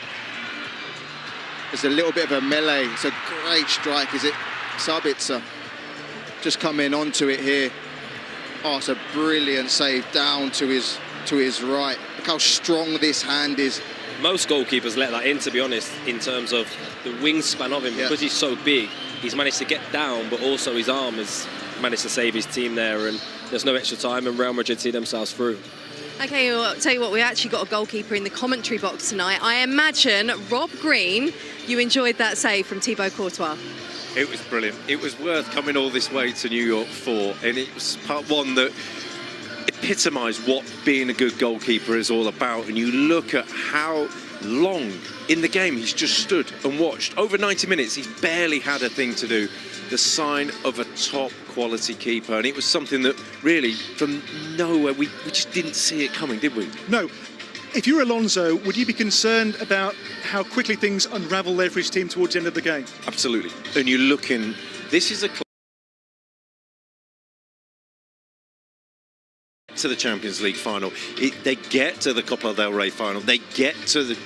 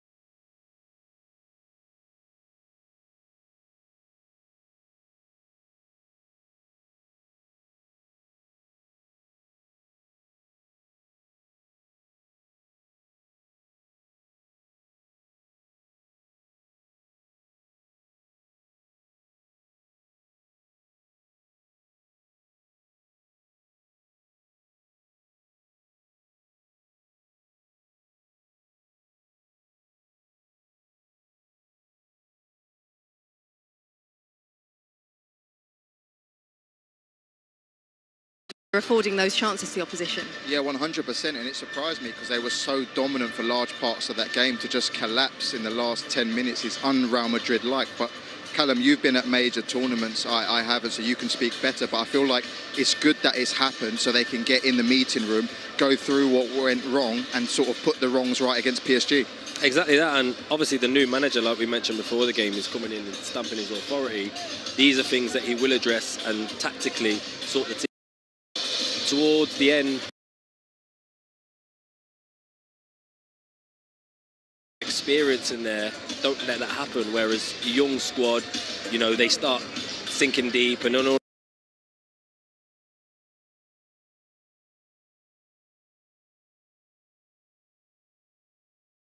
He has kept his team in it, and he is the experienced one there at the back. Plenty for Xabi Alonso to think of ahead of that huge semi-final with PSG. Will take place on Wednesday, exclusively live for you on the DAZN app. But let's now hear what the Real Madrid manager thinks. He's been speaking with Sarria Shiraz. As I said, plenty for him to think about. Xabi, you are in the semi-finals of the FIFA Club World Cup. A very dominant performance today and a dramatic last 5 minutes. How do you assess the performance? Yeah, everything was going under control with the result, not conceding much, but the last 10 minutes kind of crazy when we didn't have, we have lost a little bit our shape, our intensity, and luckily nothing went through, but overall, good 80 minutes and last 10 minutes to improve. Gonzalo Garcia, 5 games, 4 goals, 1 assist, the current top scorer. What do you assess his ceiling as? He seems unstoppable. Well, he's doing a great work for the team. He's helping the team, and he's right in the right position in the box. He's a proper number 9, and we are happy that he's doing that well. You have PSG next. It's going to be a tactical battle between you and Luis Enrique. How excited are you to see where you're at against the best as well, being Real Madrid? Yeah, it will be a great challenge for us to face PSG, but let's take positive from today and move on for the next one. And lastly, it's been a difficult few days for Trent, but he came out, he gave a very solid performance, got an assist. How does this performance speak to his character and the character of the football world? yeah, he's just starting with a new club after a long time in Liverpool, and for sure the last few days, especially for him, were not that easy, and happy that he enjoyed his game. Congratulations and good luck. Thank you. Yeah, we'll reflect on that performance from Trent Alexander-Arnold very shortly. But let's take you back to that first half when it was all going so swimmingly for Real Madrid, and it looked like this was going to be plain sailing for him.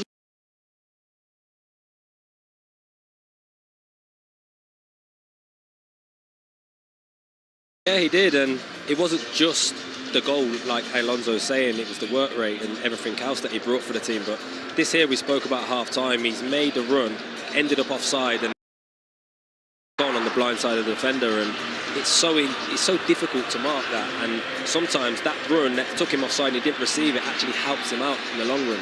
I love the finish here where he just opens up his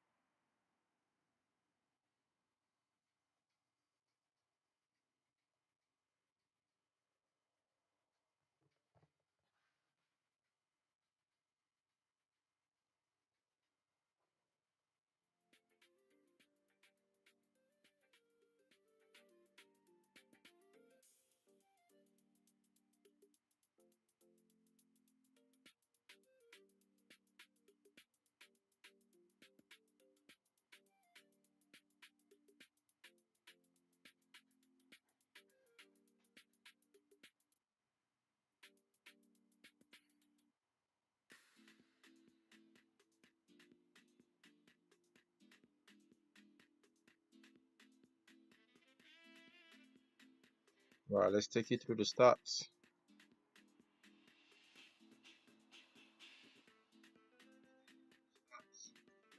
What happened in this game is purely based on quality, you know.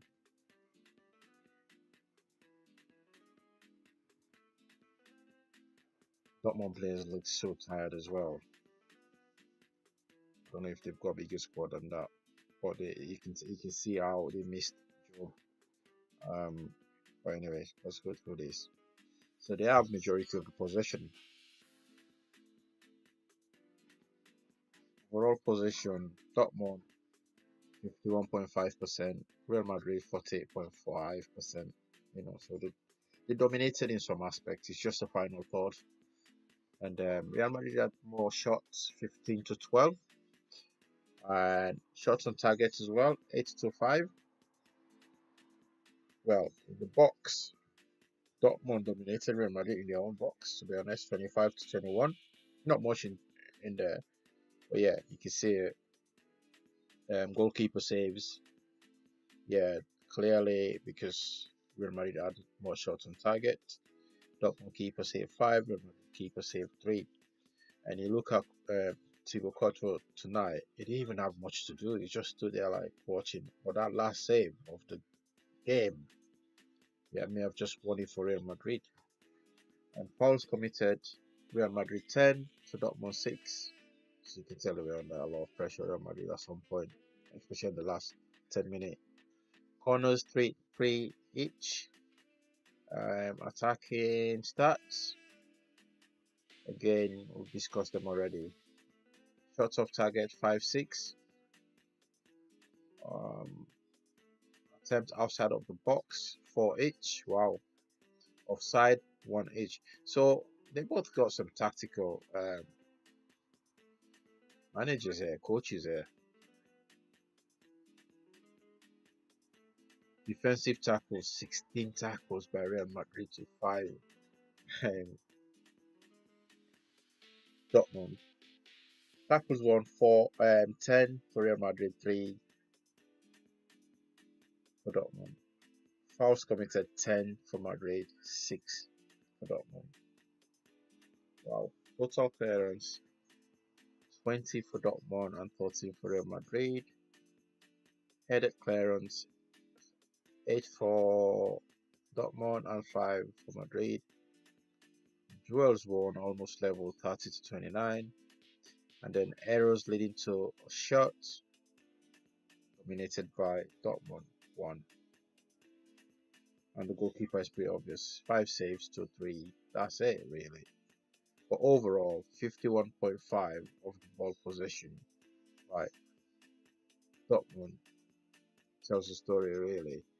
But Real Madrid, it looks like they've got this in the bag. But against PSG, they can't afford to make these errors. Because PSG will be ready. Will be ready. Even though they picked up a couple of red cards this evening. Terrible red cards there. I'm not sure. I mean, they've got a big squad anyway, so they should have replacement for it. These guys, they all defend. That's 11. I think this is what Xavi is trying to get Madrid to do as well. Defend as a team, as a unit. Go forward as a unit, including your keeper. So we're going to have 2 top goalkeepers playing against each other. Mbappe again playing against his whole team. And they've already knocked out Messi. But Mbappe playing against, it's going to be interesting to watch.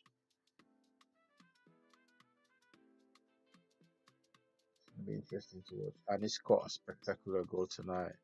You should see it. You should go watch the highlight and see how that ended up in the net. Garcia, wow, that's one to watch. Mbappe might as well come to United on loan. Even though it might ruin your career if you come to United. But that Garcia kid, he's only 21. He's a Madrista as well. He was born in Madrid, followed Madrid through. So he's a local boy. So they're going to worship him. So Mbappe needs to get his fitness up straight away because Xavi's saying he's not fit, that's why. But he scored 4 goals from 5, 1 assist. So you see that scoring or assisting? Well, Mbappe is scoring as well. So, but it's looking like Xavi is preferring him over Mbappe. It's gonna be a big discussion in the Madrid boardroom because that's their star striker, that's their star man, and you can tell by the fans as well. They all came to see him. Not even the goal scorer those cheers when he came on. So, and when he scored, the whole place erupted. So almost everyone there came to see him. Nearly 80,000 people came to see Mbappe. That's what you call it. That's why he's a world class superstar footballer. But yeah, here we are. That's the end of the night for us. And I've done 2 games today. Well, 1.5, I think. I've not really said much. This one, because I was just watching football, really. I wanted to enjoy the game myself.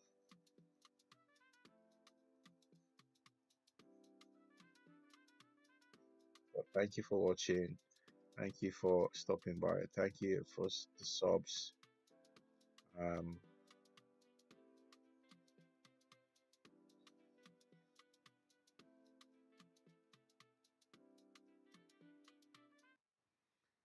Thank you for watching. Thank you for joining us. Thank you for the subs. Thank you for liking the stream. I think we've not got a lot of likes today. But yeah, every little helps. Hopefully meet up again. We're watching the next one, the semi-finals coming up soon. And these players, they've played at least 70 games each. Is crazy, man. I know they get paid a lot of money. Wow. So like that's a lot of games these players are playing. But none of those players on that pitch, all of them probably getting paid over 5 million a year, or even 2-3 million a year. So playing 70 games, I don't know. But this team's gonna suffer next season. This team's gonna suffer. How are they gonna cope next season? Because this guy's gonna go on holiday. They'll get 2 weeks off or 3 weeks off and come back unfit whilst the season kicks off. It's gonna be interesting to watch it. But the most impressive thing about watching Real Madrid play is like they've got a new manager. So they just come in. He's not signed too many players. He only signed one player, Trent, right? And he got them playing the way he wants them to play. Xavi Alonso has got Real Madrid playing the way he wants them to play without signing any players at all. He's not asked for 22 players. He's not asked for the full team to be cleared out. Right? He's got people adapting to his style of play. Why is this guy at Manchester United not able to do that?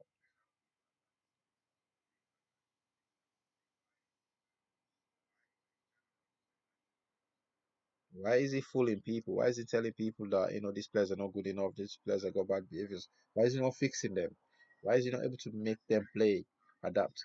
He can't even win back-to-back games. But Xavi Alonso has done that. Xavi has done that in Madrid. Back-to-back games, winning, playing his style comfortably. The players look comfortable. Keeper maybe slightly uncomfortable, but everybody else look comfortable playing style of play. And that's because he's coming. He showed every player respect, not disrespected. He's not shown any player. He's not disrespected any player. We've got this guy at Manchester United who I don't think I'll ever, I don't care. I don't even care if he win games. I'll just support United. I'm never gonna support him, to be honest with you.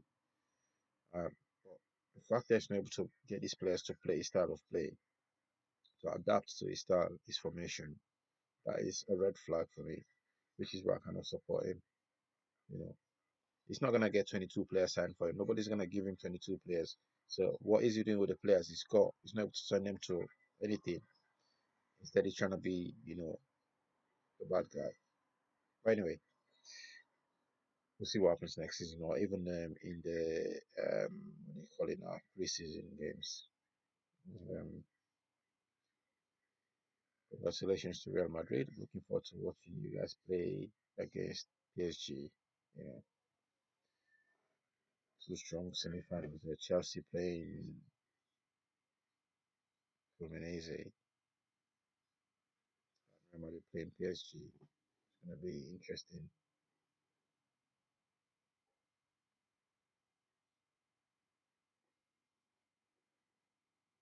With that being said, good night everyone, and thank you for watching. Thank you for staying with us. Thank you for liking the stream. Thank you for sharing it. Thank you for double tapping.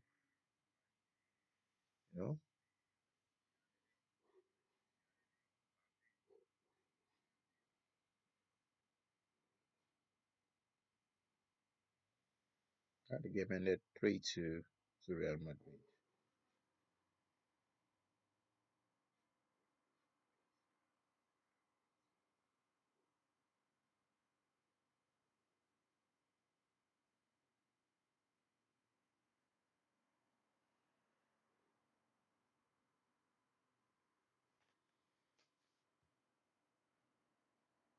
Okay, that's me done for the night. Thank you for watching. Thank you for subscribing. Thank you for sharing. Thank you for interacting.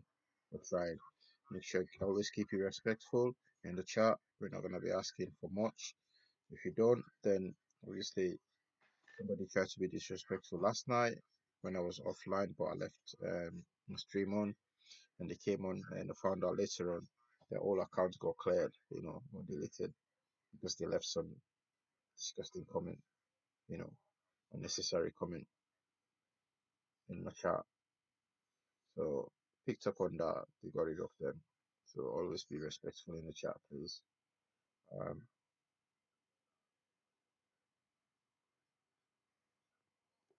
I'm new to the game, so I'm learning the game every day.